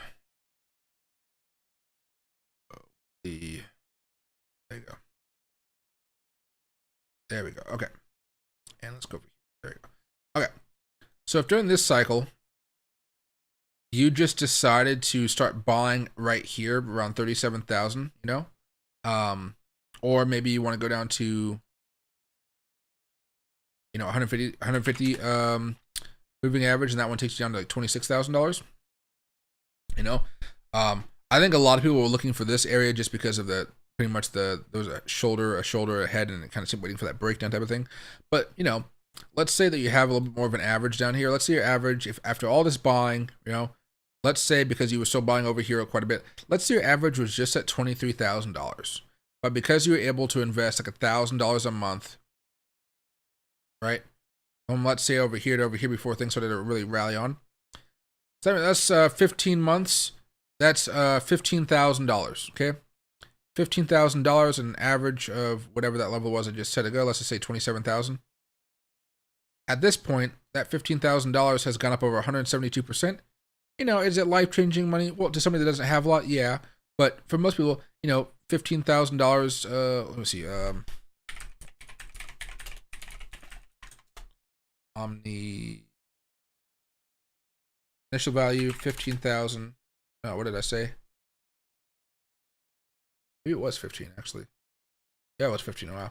Okay, so 15,000 increased by 178%. Now that $15,000 is worth you know, $26,000. And even if you wanted to do another way, if you diversify this out where it only had half of it into Bitcoin, and you put like maybe what, 7,000. Let's just say you put maybe $500.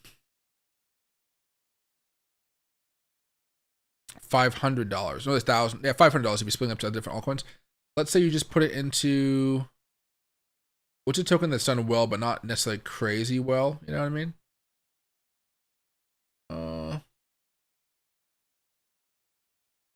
BNB, which has been going through some chaos here, as you might imagine. You know, let's say your average was over here, because remember this is when Bitcoin was dumping at the same time, even though it went low with all the court cases and stuff. Let's say your average is kind of around here at $272. You know, that's still a 98% profit. It's like pretty much doubling your money, if you will. And there are tokens that have gone up a lot more, I would say, you know, but I try not to go into the parabolic territory because sometimes it's, you know, like, world token, RNDR. Okay, here we go. So crashing back down, you know, this is the worst of the market here, FTX type of stuff. So October's when it really rallied on. So let's say in those 15 months, you put in $1,000 as well, just $1,000 or whatever. It means like you got lucky in the sector basically, and your average was basically kind of around here, around $1. You know, this is up 1,000%. So that's like taking $1,000. Let's not make it 1,000. Let's make it something realistic, like $500. And it goes up 1,000%. That $500 got turned into $5,000. If you really did put in like $1,000, of course it'd be up to $10,000. But you know, there's a way to do it. But it just takes so long. It takes forever. It takes so long. It takes so you know, people lose faith in it really fast. What is going on here? Let me just hop out of this one and go over to here.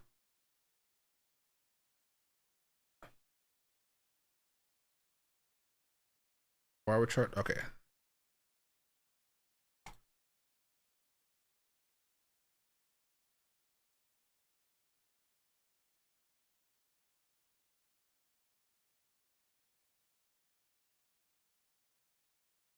Hey Walter, no worries. Basically, Bitcoin's cooling off here a little bit. I'll be live a little bit later, so you don't have to worry about that. I'll be live twice today.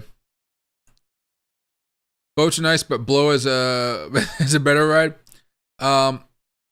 If Doge Korean goes $3, I'll be millionaire off a little investment. I was at the grocery store and asking people about crypto. I was amazed not one person engaged in the conversation.